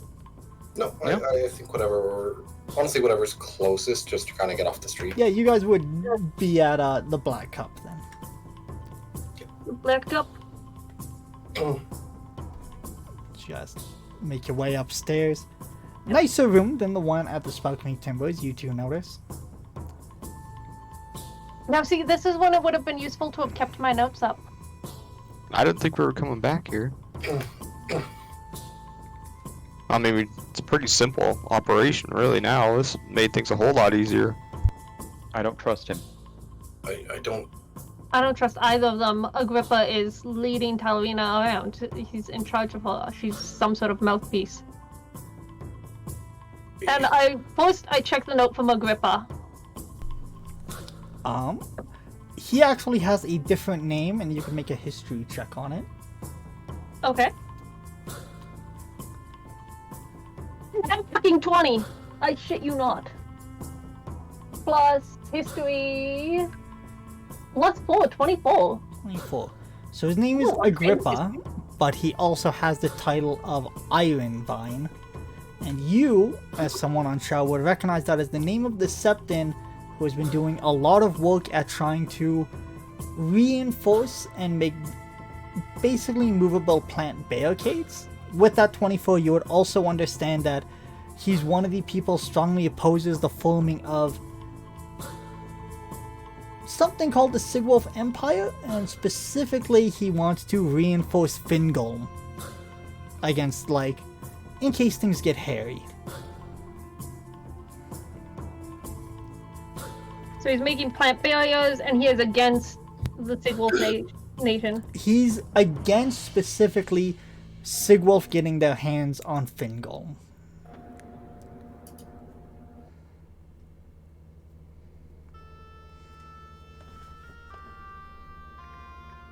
I mean, personally, I agree with him. And you would also see in this little note that he basically, it's penned, like, it is his name, but it also says, if interested in growing, let me know. And you can see that growing is underlined.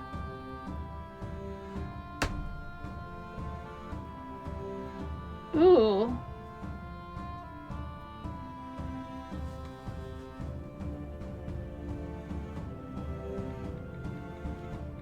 I can't.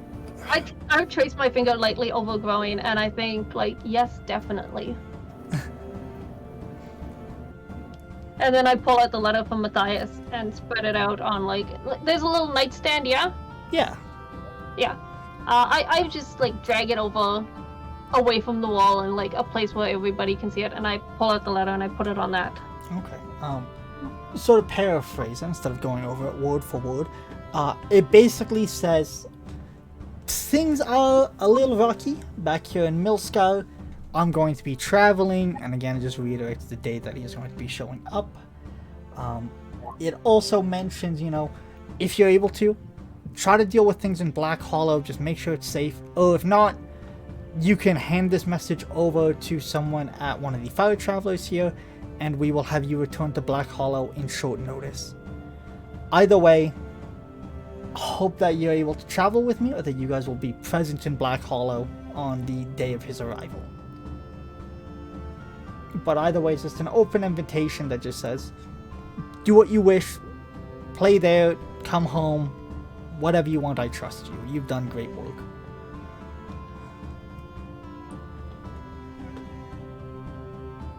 Well, we don't need to send a message to him asking what he wants us to do. It definitely seems like he would prefer us to clean things up there.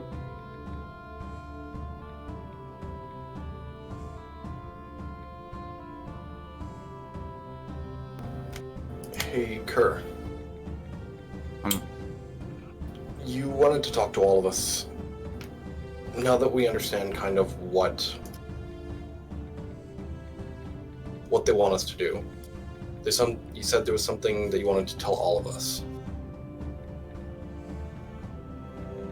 Well, that's kind of why I always asked Darius that. Do you know something about this city? It exists. So it's not just some fairy tale that the humans had made up? No, it exists. Okay. Why do you seem upset about this? Because it really shouldn't be found. Why? What is it? Well, like I don't know. I don't know the repercussions of that thing being found for this continent. That could throw the balance of power currently, like, way off, for one thing. To be fair, right now, I think the balance of power is off. I'm a Dwell, but I sympathize with the humans wanting a voice here. I sympathize with the orcs wanting a voice here as well. And they deserve it. Finding the city might give them it, at least the humans it. Yeah, it kind of goes a little bit beyond that. That's where my dad lives. And that's really not a good thing if he, like, got out of that place. Okay, well, for now, let's table that. Because that sounds like a whole can of worms, and we've already got enough on our plate already. Well, that's also why I was worried about that druid having Danny and Sarah, because they're starting to pinpoint down where it is pretty closely. If Well, we he has happen to ask them the wrong questions, he could have information he shouldn't have. It doesn't sound like something he would be interested in, though. He's an elf. Yeah, true, but Assuming. He wouldn't, from what I've noticed of him, he doesn't seem to particularly care about humans having a voice here, and the biggest reason to find that would be to say that humans have a right to belong here and a right to be on the council. or to bury it. Yes. In which case, that would be better for you.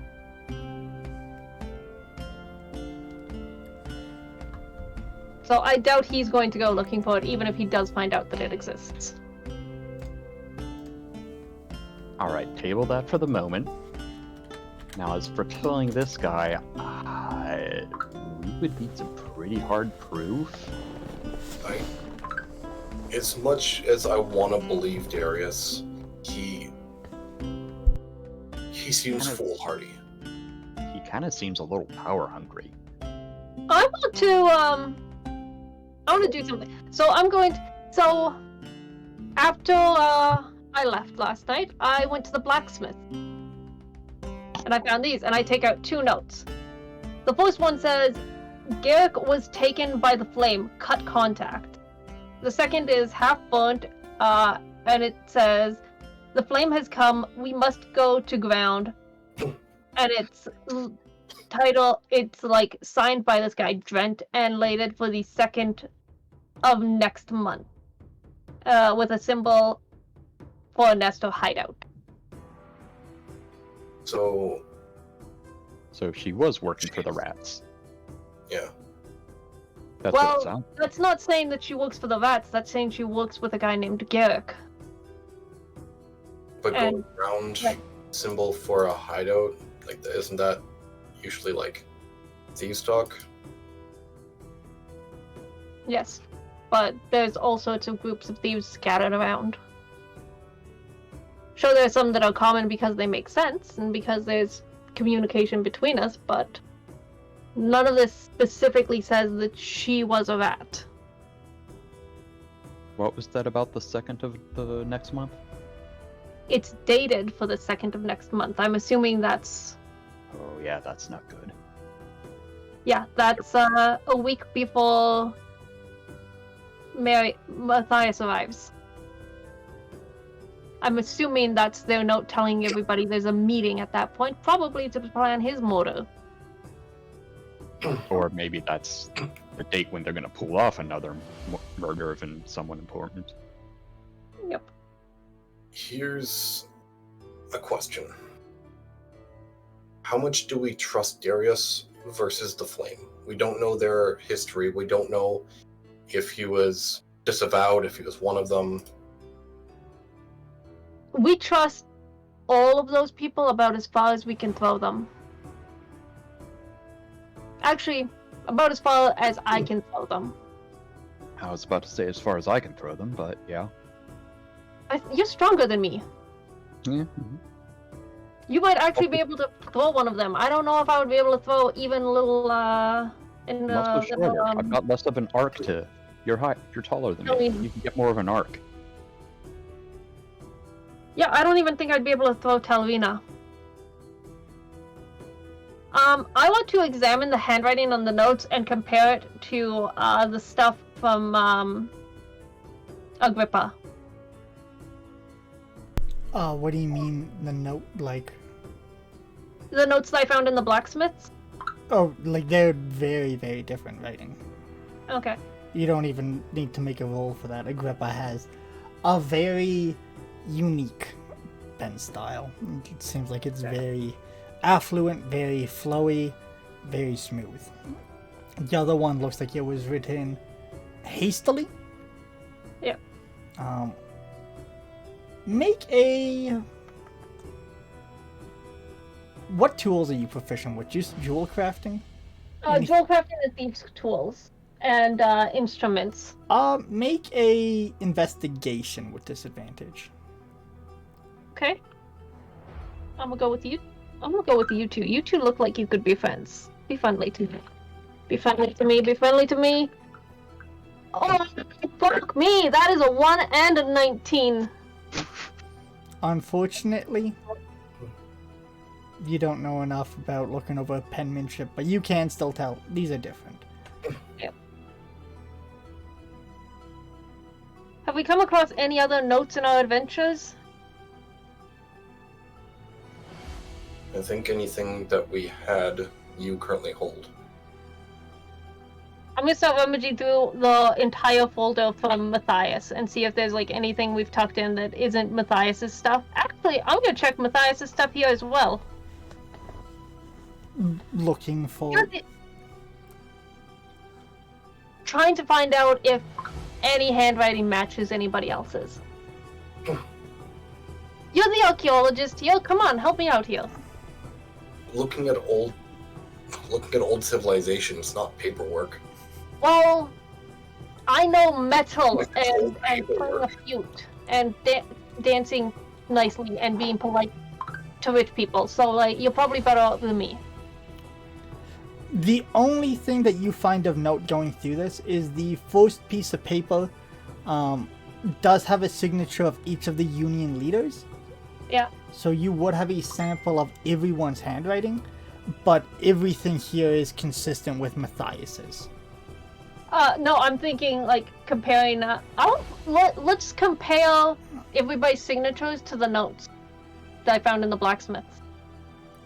I'm sticking with what you got, and none of them match. Like, it's not even close. No, it's not because you didn't get a 1, it's just you're unable to really glean much beyond it, other than these are all different people, except, you know, Matthias, you have a lot of copies of his stuff.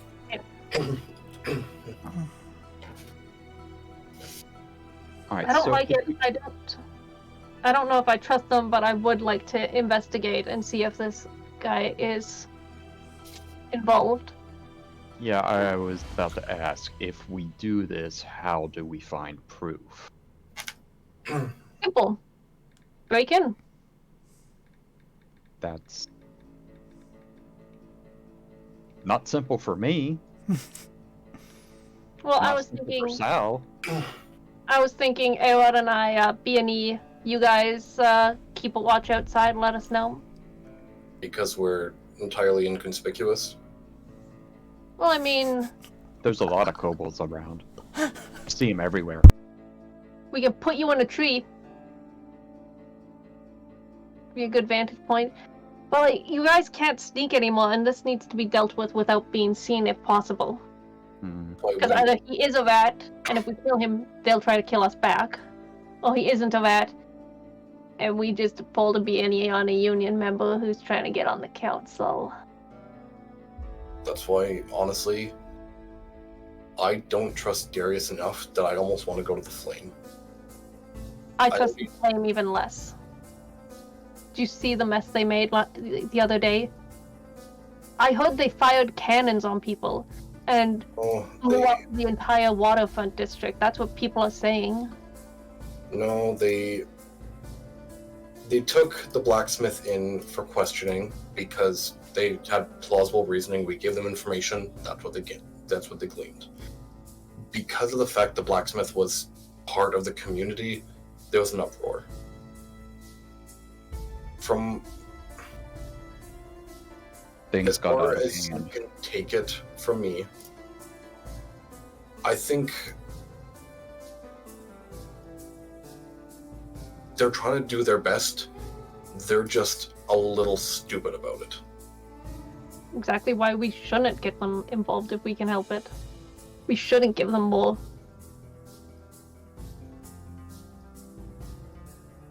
The thing is, I think they're trying to do... They have nothing to gain in this. Yes, they do. Compared to Darius, who's trying to get a seat on the council. Darius is with the Flame. Probably. He was a member. He was Was. involved. That's why I'm curious. Because For all we know, hear me out. What about if the flame really wants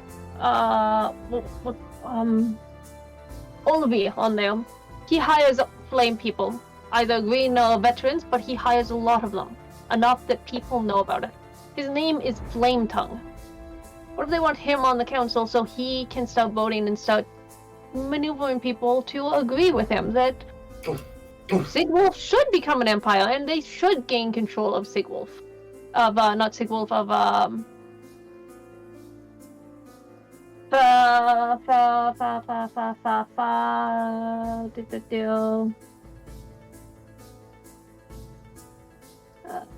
Singold.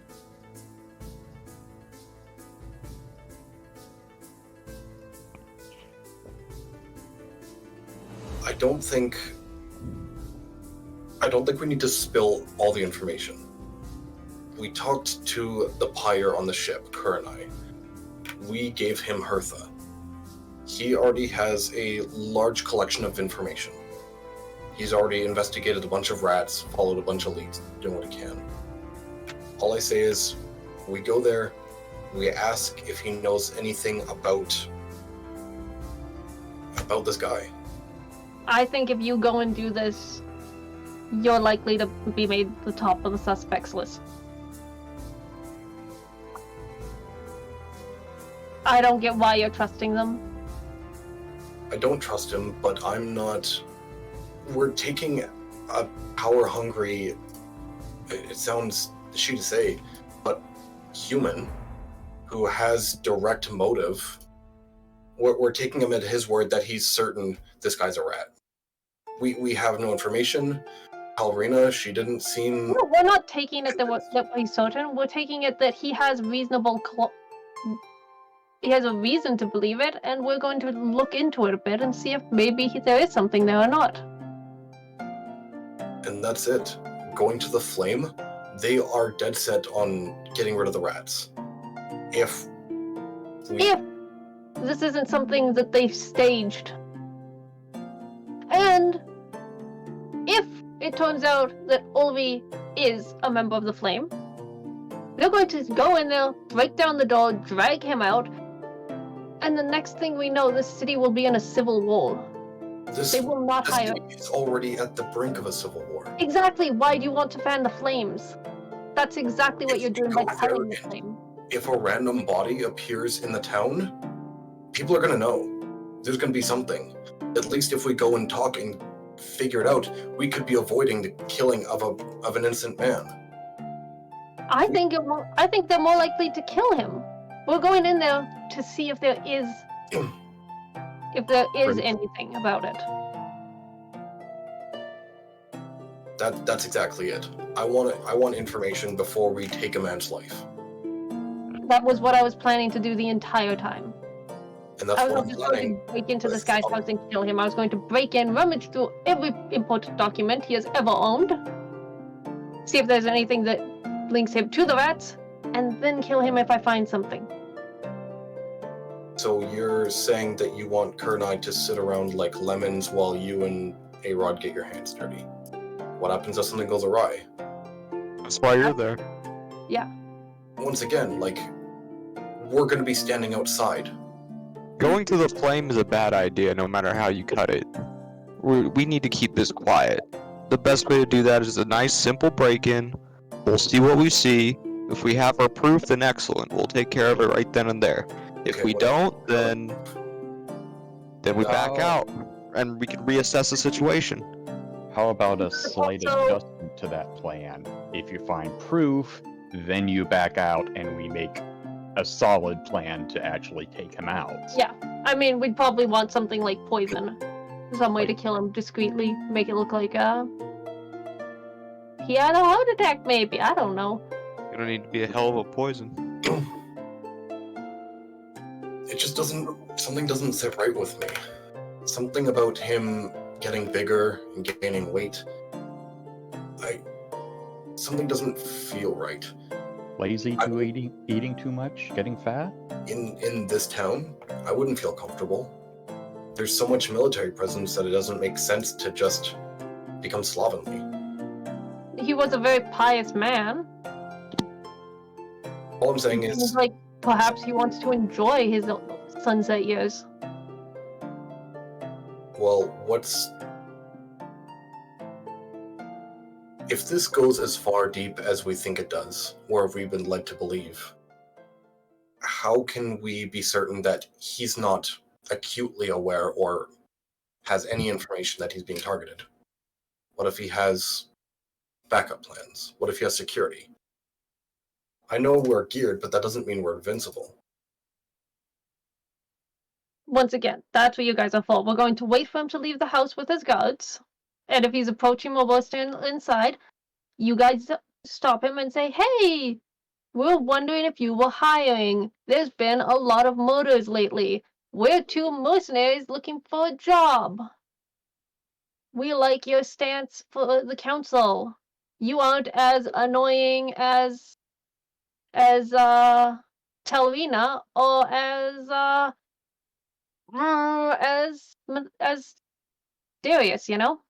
And you don't think it's going to be suspicious that out of the blue, couple people showed up asking about work, and then he died of poisoning shortly thereafter? I mean, you guys aren't going into his house at all. No, but we're And going it happens all the time at my house. People are always coming by, "Hey, can we get an apprenticeship? Hey, do you need guards? Hey, would you like a gardener?" It's just a thing that happens when you're rich. People know you're rich and they want a job that will pay them. Or we could just flash our badges of the flame and say, hey, your drog wants answers. Or a single well-placed arrow can just take him out quick and clean. Once again, we need proof first. Yeah, that I needs say to we come start- before anything. Yeah, I think we start with step 1, get the proof. See what happens after that. We're just spinning our wheels here. We can come up with all the wild, crazy conspiracy theories we want, but we don't know anything yet. So let's just... You want Let's me to just take out break my in. conspiracy? No. Huh? Oh. Well, yes, but do we have time for that? Probably not. But there's something here, something that I'm missing. And I start pulling out like random like bits of paper that have random notes on them.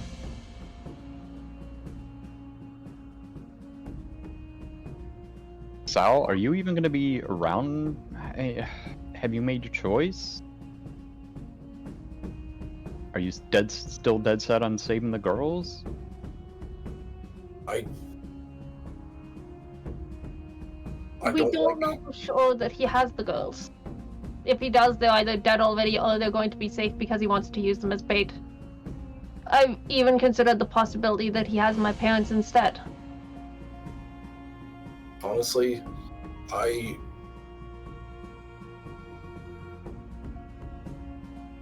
plan of action, I feel like we are in a little too over our heads. We're chasing one small string in the hopes that we can follow down the pipeline. We're getting blocked for information. We're being led by someone who has nothing but motives for eliminating threats. Do me a favor. Do me a favor, and I pull out of nowhere one of my older shirts and I hand it to you. Just hold that for a second. And I pick at the shirt and I grab a thread and I start to pull it and just unravel the shirt. That's what happens when you pull out one small thread. You're still... And then I cast Mending to fix it. You want Kerr and I, 2 heavily armored people, to stand out in broad daylight like a bunch of lemons. We can't look inconspicuous. There's nothing to do around here. There's too much military presence. The best way we can do this is if we're at a tavern, minding our own business. So you 2 are theoretically walking into a situation where we can't Back you help, up. because it's going to be way too obvious that we're waiting for something. Okay, well, we're just breaking in for information. I mean, how many times do you think Aaron and I have pulled B&Es? That's how we met. Yes. Yeah, this is really... stuff. This is no big thing for us. This is The like... breaking in, maybe. Baby Town Frolics. You don't know how big this goes. If this is big enough to threaten council members, I don't care how strong and prepared we are. If it's you two against theoretically all the forces above us, you can't be so reckless. As opposed to running after a man who wants to become a lich, I feel like that is way more dangerous. These are just people. They're just people. How about this? Druid? And the one that would be the most dangerous here would be the flame. And hopefully the bats aren't working with the flame. So then that's the most worrisome one. How about this? Let Essie and A-Rod do their scouting break-in and see if they even find any proof at all, and then we make a plan. Yeah, we could come up with nothing, and then we can discuss further from there. But we need to take a first step somewhere. Yep.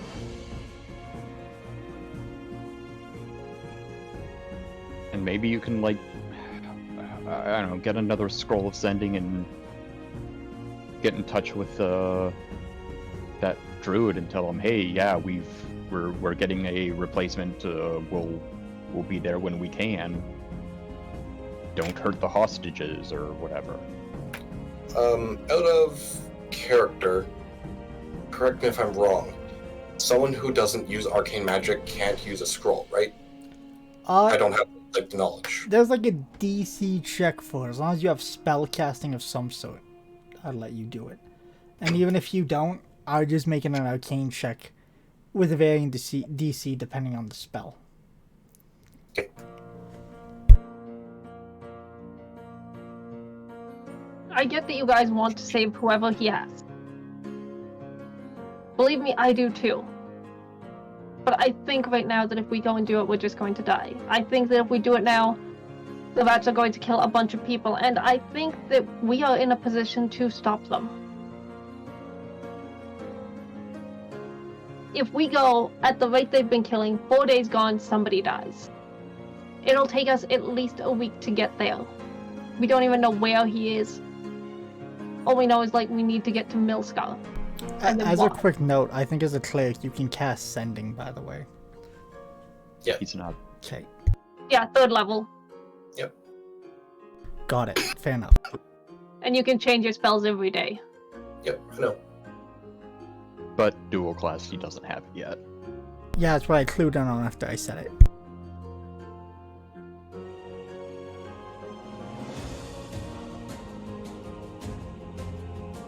You two go do your thing. I need some time to think.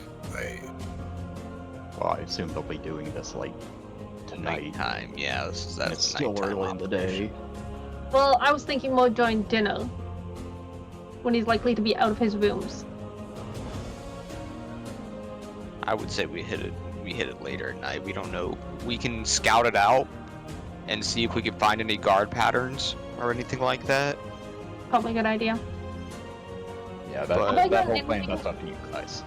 Have I gotten anything from Dottie yet? Nope, not yet. I mean, you guys have been gone for like maybe half an hour. They haven't even left? Nope. Nobody's left, okay. Nope. Was that Osman's house or Yeah, that was Talvina's house. Alina's house? Okay. But I think no matter what, you guys should take 2 things. And I'll pull out the symbol of the flame. If you get caught, maybe you can use this to bluff. So one of you take this, and you should also put the invisibility orb as like just in case. That is probably actually a really good idea. I mean, we're sneaky, but invisibility is still invisibility. Yeah. And I can always cast a silent image running in the opposite direction. I've been playing around with that when you guys meditate. When you go into trance, I'll like play around with my flute. And I figured out if I play certain notes, I can make certain pictures appear. That's pretty neat. I'm not gonna show you right now because I don't want to tire myself out, but like after this, I'll show you guys tonight. I've been working really hard on that one. You're muted. You're muted. Thanks. I have something in my fridge. So to recount this, theoretically, you guys are going to go in around supper, correct? Or sometime tonight, yeah. Probably later than that. Probably gonna go around now and see if we notice any patterns. Keep an eye out for anything weird. With the blacksmith and the rat that led us to the blacksmith, the rat had a bunch of rings that all had the same markings. They were all simple engravings. What do the markings look like? I pull out like paper and charcoal for you to draw it out. I'll just jot it down. It's just a small like blacksmithing indentation. It wasn't anything. The rings looked incredibly ordinary. You wouldn't take a look at them again, except all of the rings have the same marking. Would I recognize the maker's mark? Being as you in the house and you are Julie yourself, you would be able to recognize it and go like, yep, no, this was definitely made by the blacksmith. Okay. It was made by the blacksmith. That doesn't say that she was definitively a rat, just that she made them. She could have just been commissioned and didn't even know why. Yeah, that plus the notes you found at her house kind of points to her being a rat, though. Oh, definitely the notes. Oh, at the very least, she's working with somebody. That's why we connected them, because it's an oddity that all 5 rings had the very same design. And they weren't magical. They were just... Oh, we should have taken one. I made us 4 rings of the exact same design. Yeah, but that's the exact same maker's mark, like... That's to symbolize us as a group. Those were 5 rings that he had on theoretically one hand. There was no magic about them. They were just ordinary. It's a little suspicious. It's a little passive symbol. One person had 5 rings on one hand, all the same. Yes. Yeah, that's what I'm thinking, Cole. You don't think maybe he got them all custom made to fit his fingers perfectly? So he can play fisticuffs without looking like he's wearing knuckles constantly? All I know is it was suspicious enough that we told the Flame as we were thinking about it, and after you went and broke into the blacksmith's place, information came up that she might be part of the rats. Yeah, that and, like, the prisoner was trying not to think of her, but... So... But Hertha sussed that out. Basically, when you're in there, yeah, it might not be just hidden compartments, it might be something odd. That looks... Like a skeleton in full armor? Or a very tiny lizard person? Kobold, not lizard. That's a little rude. He's more than just a lizard. I know, he's my friend. But just... We can't be there to back you up, so just be careful, okay? I go up to you, and I put my arms on, like, your upper arms. Bone Daddy, I've been doing this so long without you. I'll be fine. A-Rod's been doing it not as long, but still pretty long. I've been slowly getting used to you guys, and it's... I'd rather not lose... Are you saying you care about us? No. That's not what I said. No, you're No, implying that's it. what he meant. That's what he meant. You can't take this back. You love us. You care about us. You don't want us to die. You hear that, A-Rod? He cares. It's a work thing. Mm-hmm. How we're going to be Inflict heroics if there's 2 of the dead people? Just... There's already 1 dead person. We could all go become dead people. Fuck. I'm just going to mutter to myself and just walk out of the room. We could be Inflict heroics, feet grave dirt. Fucking... Oh, he's gone already. I feel like that was a pretty good one, though. Yeah, Nobody not cares. bad, not bad. Alright, since it looks like we've got a plan, I've got things to do. I'm gonna go visit the dwarves in town. Before we do that, we should maybe give you one of our earrings. Herod and I can talk with each other silently when we're in there, and I pop out my earring of sending and I hand it over to you. Is that gonna have enough range? It talks to I that always one forget. all the time. As Oh, long as we're on the okay. same Yeah, plane. they're linked. Okay. As long Alright. as we're on the same plane, this earring can contact that one. It doesn't matter where, it doesn't matter. Alright. Unless you enter some no magic place, or some place that blocks magic, it's gonna contact. Alright, then contact us if an emergency comes up. I don't know, we'll panic. I mean, you could always cause a ruckus or a distraction. That's kind of what I mean by panic. You gonna say something, Mr. DM? I was just waiting to see if you guys figured out where you wanted to go. Also, we could take the 15-minute break now, or we could just push through for the last half hour and then 15 minutes early. If you guys have a preference. That one is up to Arod since he's the one who usually needs to go early. Yeah, we can end it a little early. Just keep going. Alright. Okay, In let's that keep case, going. where would you Let's guys like go. to go? We're gonna go, I want to start with Shell because he left early. Where you going, Shell?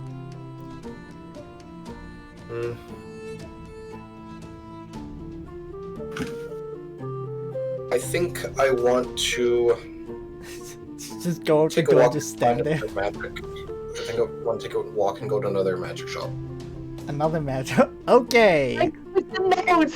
You More have shopping. 3 choices. Try to find the mystical twisted nose, go to the magic stone, or go to Cash's gold hide. Let's go. I love shopping. It came highly suggested from us that you go to the Twisted We've been Nose. shopping for like the last 4 sessions in a row. Yes, but we got shit to do. Like you're fucking addicted. This is what happens when you go This is why DMs control the flow of gold. But what shop do you want to go to? Probably the stone again. Okay. Essie, See, I've where never do you seen want to you- go? What? Where do you want to go? Oh, we're gonna go to that dude's house and Stake it case out. of the joint. Alright, and then I'd usually ask Cole where he wants to go, but he's not here. Yep. So we will. But I have wireless headset. Okay, so where do you want to go? I want to go get some, go over to the dwarf section part of the town and get some powdered silver if I Okay, can so find you it. want to go to where the dwarves were. And Arod, Yeah. I'm assuming you're sticking to Assy for the stakeout. Yep. Alright. Shelsha, we'll start with you. You've been to this place before. We've had the description last session and earlier this session. So it gives you a nice little wave. It's probably about noon-ish at this point. What are you thinking about? Yeah, what are you thinking about? Enchantment, minor illusion. Okay, so Mia pops up what seems to be a Specific. scrying thing in like a small little vial up here on a stand. And he just, gives you like a little cock eye and ah, your friend was here earlier. Yeah, she does that. She pops in from place to place. I'm not certain as to what magic is specifically capable of. I know there's a wide variety, so I want you to see if you can do something janky for me. I don't really do janky. I much prefer sturdy, but please continue. I need something enchanted. Are you going to beat around the stone all day, or are you going to turn the pillar? Words are difficult. I need my armor enchanted to cast minor illusion. As in, you want it to look different? Yes. Okay. Probably doable. Won't be cheap though.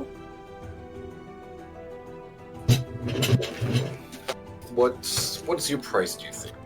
It depends on time, really. It could be anywhere from 1,000 to 5,000 gold. Difference is how fast I do it.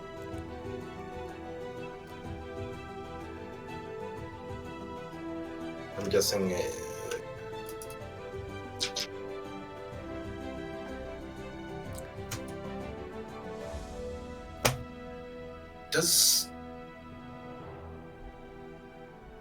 I'm just gonna be blunt with you.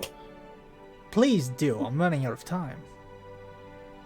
Do you have to practice arcane magic to become a lich? Excuse me? I've heard tells of someone who does not practice arcane magic that wants to become a lich. I just need to know if it's something that I need to be aware of. I mean, if I know how to become a lich, I wouldn't be here? It's very complicated. I've heard stories. Why don't you go to Yun? Yun, no, you could ask Yun. They got more liches than you could shake a stick at. You know, you could throw a rock and hit one. There are a lot, you're correct. More than your average populace here. I don't know, I'm just... To my I'm just gonna- understanding, there's rituals and usually a magic. So I would say... probably.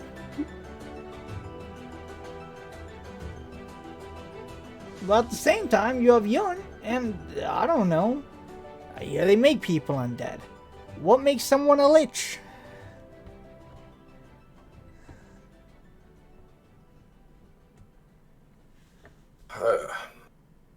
I'm just gonna go. I'm sorry to take up your time. So that's a no to the armor. Not this time. I don't have a whole lot of time. Okay. We'll come back soon.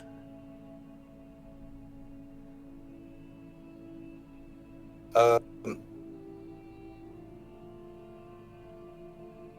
gonna find a quieter place along the strip, and I'm gonna pull out my scroll, and I'm just gonna jot a quick question. Okay. Is arcane magic required to become a lich? Okay. I will get back to you on that. I'm going to jump over to Cole quickly, if that's fine with you, Shelsha. Cole, you make your way through this lovely town, and eventually you get to northwest section. End up just following the sound of hammers and construction.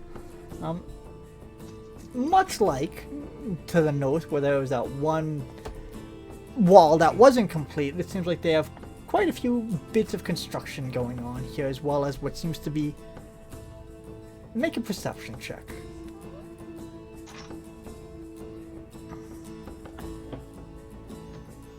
$13. 13. It looks like probably 3 or 4 dwarven teams. All of them wearing like some sort of like crafter's apron, tools. A bunch of them are like humming and like they're like hammering things in beat. It's almost like a musical sort of like syncrasy that they have as they're constructing things.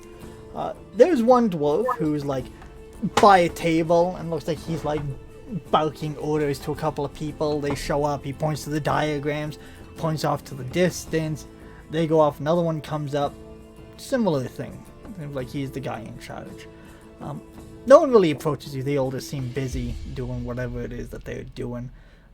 With your perception check, you can see like they're putting in walls, you can see like they're also arming some ballistas, and they also have quite a few larger stockpiles of materials, bolts and stuff like that, as if they're trying to fortify the town from threats coming from the west.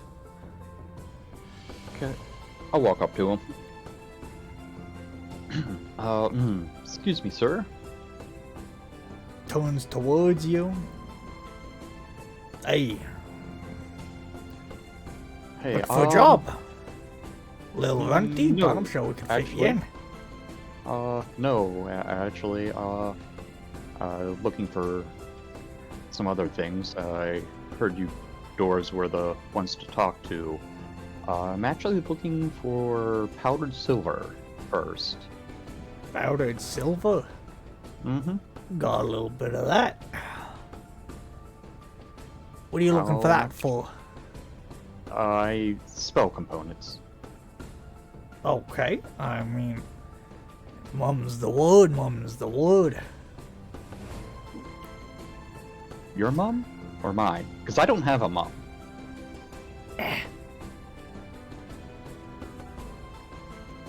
How much you want? Well, I've got like 200 gold I can spend on it.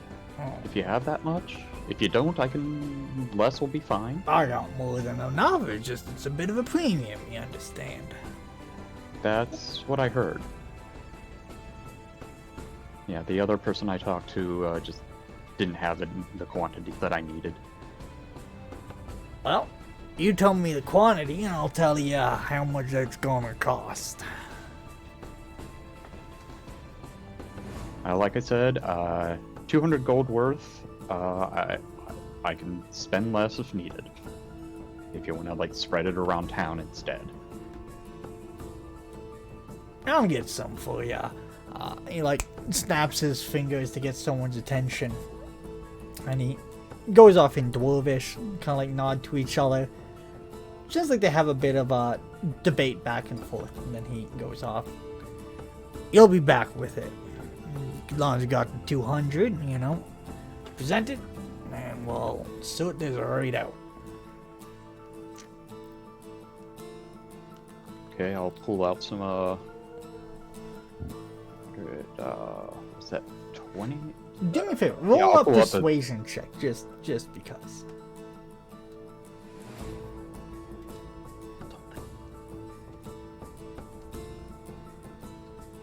Well, fuck me. 9. 9? Okay. Eventually this dwarf does return with a decent sized sack. Seems like it's been rather reinforced. It's quite a thick sack. It's a great description. I hate it. Okay, Very I'll bulbous, start- if you will. I'll start pulling out some money for him, and I'll toss down an extra like 4 silver for the information. I've also heard you guys are pretty good at making armor. Is there like a specialist in armor around here? Well, not on this crew, but a couple of the towns around here. You go to any of the forges, you'll find some of the greatest smiths. What about in this town? This town? If you're in this town shopping, you ain't looking for the greatest smiths. Okay. I think. What other towns then? I know there's a pretty good smith in Millscar. I was through there, but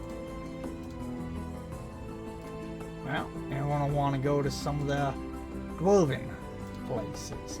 You could check out, let's see around here, Stonehearth, probably the nearest. Besides that, Grass Peak, Odin. If you're heading south, you know, got a lot down there too, but Stonehearth's probably your easiest. It's, you know, Fay Pond, north of there. oh yeah, I know where that is. I went through there. Besides that, if you Alright. would have just head straight east, you'd run into Brass Peak.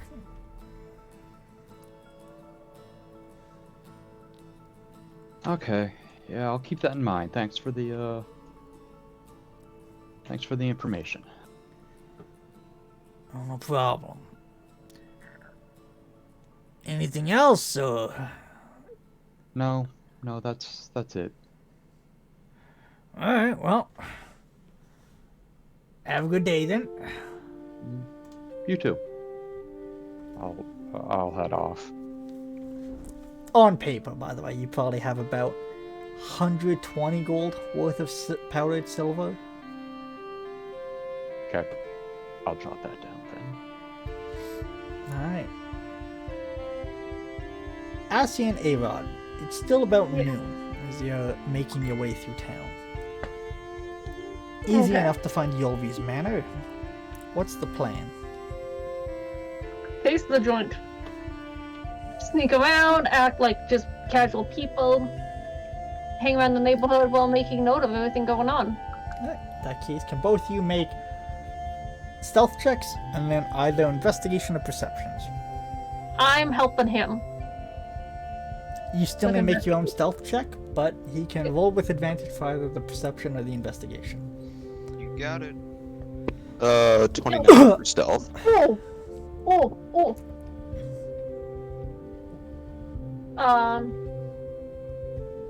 Okay, so 26. 26, alright. And your perception or investigation there, Arod? With advantage? Yeah. Yee. Yay. I'm helping you out. 'Cause I can't spot anything. 23. You say 3? 23. Okay. It's like with advantage. I was gonna say that. I feel for you. Alright, and how long do you That's guys want to nasty stick level. around doing this? Enough that I would feel confident that I see the number of guards and if any of their shifts are up when they change shifts. I also would have had us take off our noticeable armor and put on the nice shirt that I got Arod the other day. Yeah.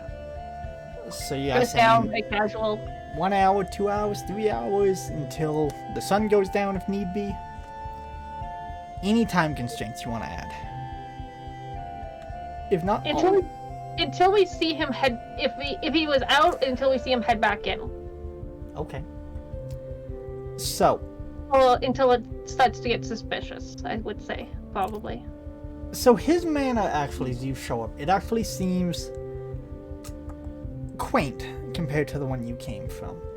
Still a decent sized thing, you know, we're talking 3 or 4 stories as well as like, you know, a bigger balcony along like the top floor. Seems like it goes, you know, a good section around it. There's a few guards up there that are patrolling. A bunch of them kind of like lean against it, talk to each other. With your perception, you're able to make out, you know, they're similar in garb to the other guards of Black Hollow, except these ones have a very weird symbol.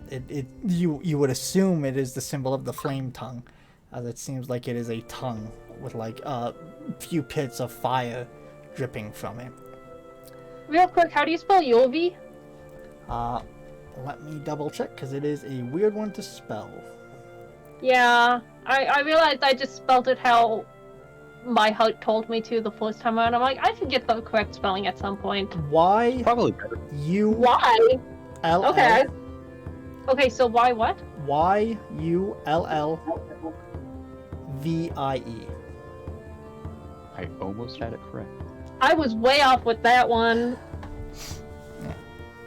I thought it started with a U for some reason. So, anyways, guards, they do have these tabards. It looks like some of them wearing leather, some of them wearing chainmail.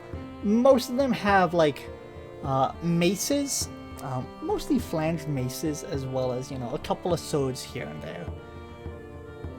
Besides that, it looks like they have a wooden, a timber wall of just logs framing the outside. All of them have been charred black, except a couple of places where it hasn't been charred. Actually, like has like symbols of like bonfires and like hunting scenes in Sigwell for people chasing down trolls and stuff like that.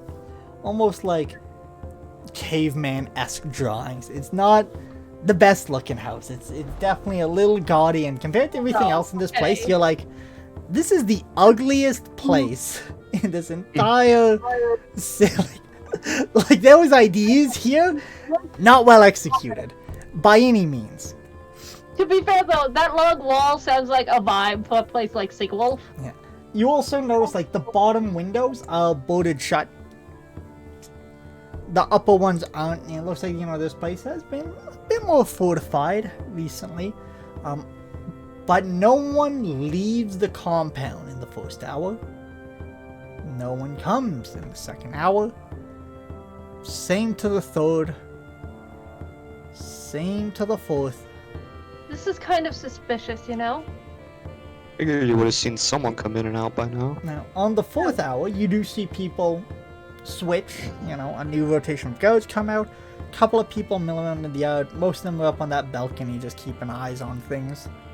Okay, what time is this? At this point, it's getting to about 5 p.m. So 5 p.m. guard shift, and they leave the lower levels? Nah, it's like, so, like there's some out there. Other ones come out and switch with them. I thought you said like there's no more in the yard. There are a couple milling about in the yard, but most of them are up on the balcony.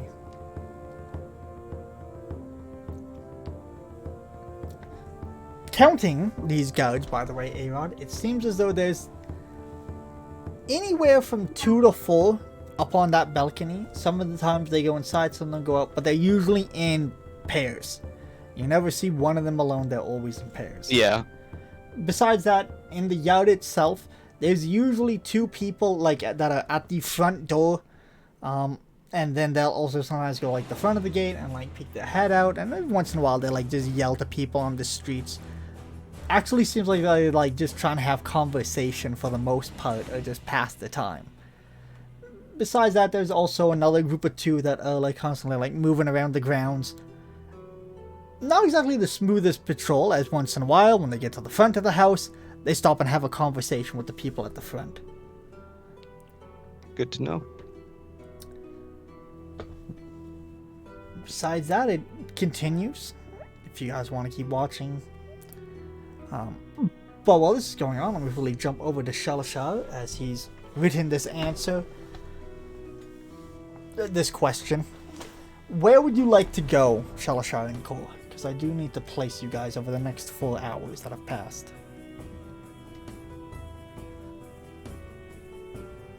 I'll go back to the Black Cup. Okay. As soon as I finish writing that, I'll probably head back to the tavern as well. Okay. So you 2 are there. You guys can mill about if you want to. Let me know if you want to do anything. At one point, though, the question does become answered on your scroll if you were paying attention to it, which I'm assuming you are with your stupid, your lovely perception and Freudian slip. Let me double check something. A quick question, would I know if that's more or less than the usual amount of guards for a house of that size? It seems like they have more guards than Tellerina had. Okay. You know, but also it's you, so. 4 guards and brain cells. Fuck you both! So the question does come across, and your question was, do you need arcane magic to become a Lich? And the answer that you get is, usually, unless you have assistance. Why didn't you ask your book in the first place? Because my patron is very specific, and I don't want to waste his fucking time. If he deems it not important...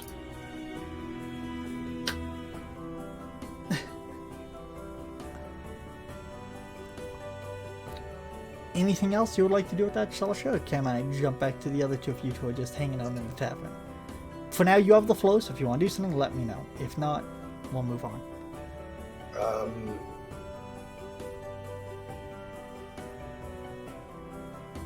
I'm gonna write back. How much do you know about druids? Is there a way to limit their power? Okay. You'll be waiting for that one. So, 2 more hours pass during your guys' lovely stakeout. Then something catches your eye. A-Rod? Maybe. Roll one more perception check with advantage. Can I inspire him? That's up to you. Okay, come on. We gotta notice something. There's gotta be It's some a natural secret going 20. on here. There's something. For You a just gotta total of inspire 24. 24. You. Add the inspiration. Add inspiration. What's Was the it a inspiration? D4? Yeah. D6. A D6? No, I'm only 2 levels. So it's a D4. Yeah. So 24 plus. Oh, no, 2. you're... So it starts you're off right. at a D6, doesn't it? Okay. Oh yeah, no, it starts as a D6. You're right. Oh, okay. So 24 plus. Oh, it's a 2 again. So 26. 26. You at some point notice a halfling coming off the street. You also recognize it as one of the halflings that was at the harbor district that was staring down Cole and Shalashar. Seemed like one of the major instigators. Seen him before. He was at the docks. Yeah. Didn't seem too happy about the whole situation getting diffused. And he's like sneaking in? It looks like he was like sneaking up to the gates, but as soon as he like gets to the guards, he has a conversation. He seems quaint with them, but he does try to get off of the streets and into the compound. Over the course of this conversation, then he just walks to the front door. Someone opens it for him, and he walks in. The plot thickens. That's definitely something that makes them all worth investigating. What you know what, I'm gonna snap, and I'm gonna snap again. I'm gonna have Dottie appear and like, boom, and we'll watch out of her eyes. Where do you want Dottie to be? With me, and then she's gonna go and start circling the house a bit. By the way, hasn't Darius would have left around 6 p.m. Darius left at 6? Yes. Okay. And then Dottie, you're just having where patrol. Darius's house is now? Huh? And she would know where his house is now? Like, where did he go after that? If you wanted to leave Dottie, then you would know, or you could summon Dottie here. Well, with the hour that she was with him. Because it would be 7 o'clock now, because it was 5, and you said 2 hours later. Yes. So the hour that she was with him, he would have stopped over at the Black Cup.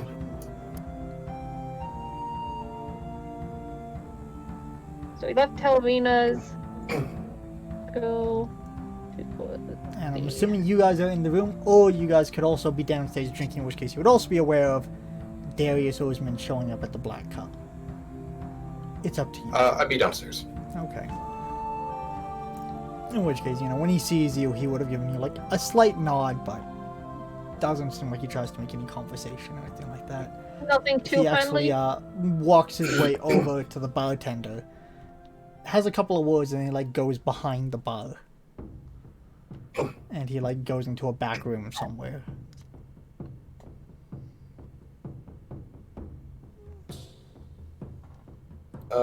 Does he just kind of like go out of sight? Or is there a door that he goes through? There's like a space in the back and he goes through there, and then after that you're unable to see more. Is there tables that go that way, or is it just like a back storage room kind of thing? You would be unsure. Is it he goes to the bar, Behind the bar. goes to the back. It's behind the bar he's going, yeah? Yeah, into a separate room behind the bar. So like into the kitchens and beyond. Maybe. You guys don't know what's back there. Okay, so once I'm gonna snap Dottie in at 7 and have her like swoop around the house and try to see if she can see anything. Make a perception check with your owl stats. Yeah, and she's like just a ready owl at this point. She has advantage. Ooh, 21. Thank you, advantage. Alright, so through the windows, you would mostly be able to see through the top windows. So you can get a little glimpse here and there as to like what the top floor looks like.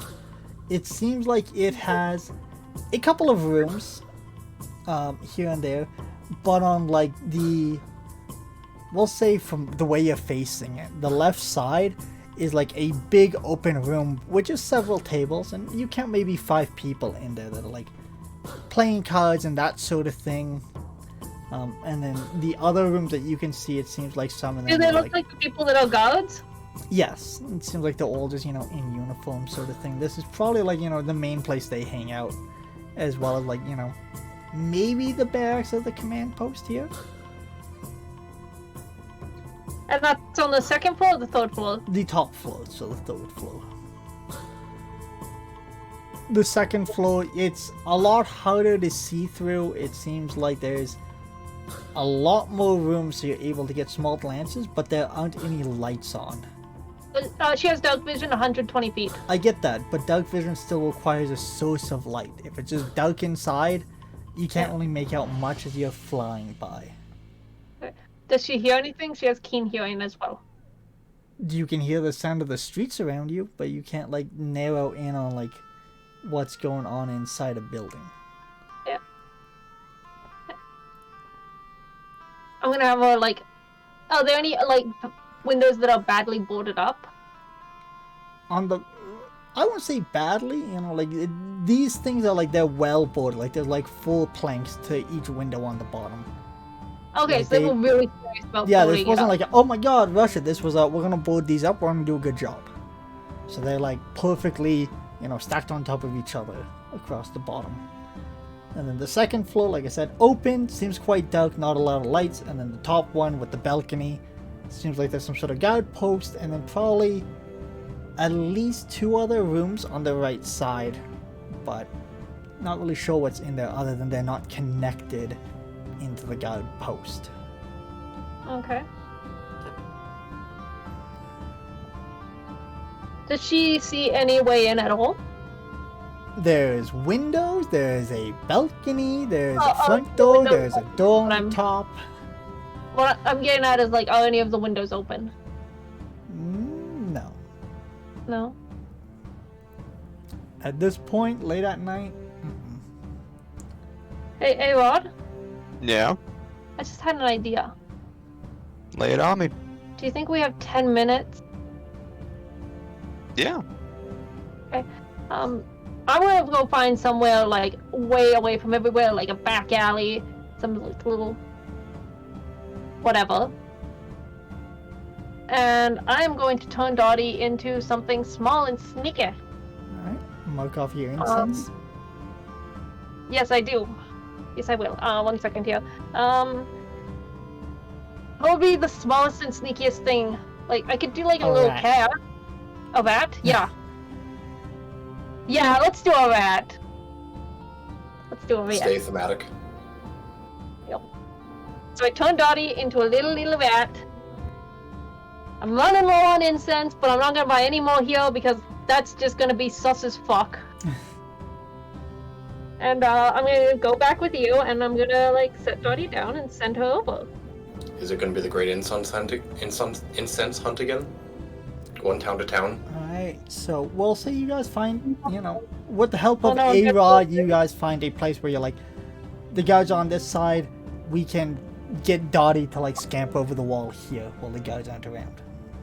Yeah, or like scamper like under or between 2 logs, Yes, and that is probably where we will be ending today's session as we're starting to get late. Oh. We skipped that break and we'll be picking it up here. So yeah, thank you guys for joining us. And it has been quite fun. Hope you enjoyed today's session.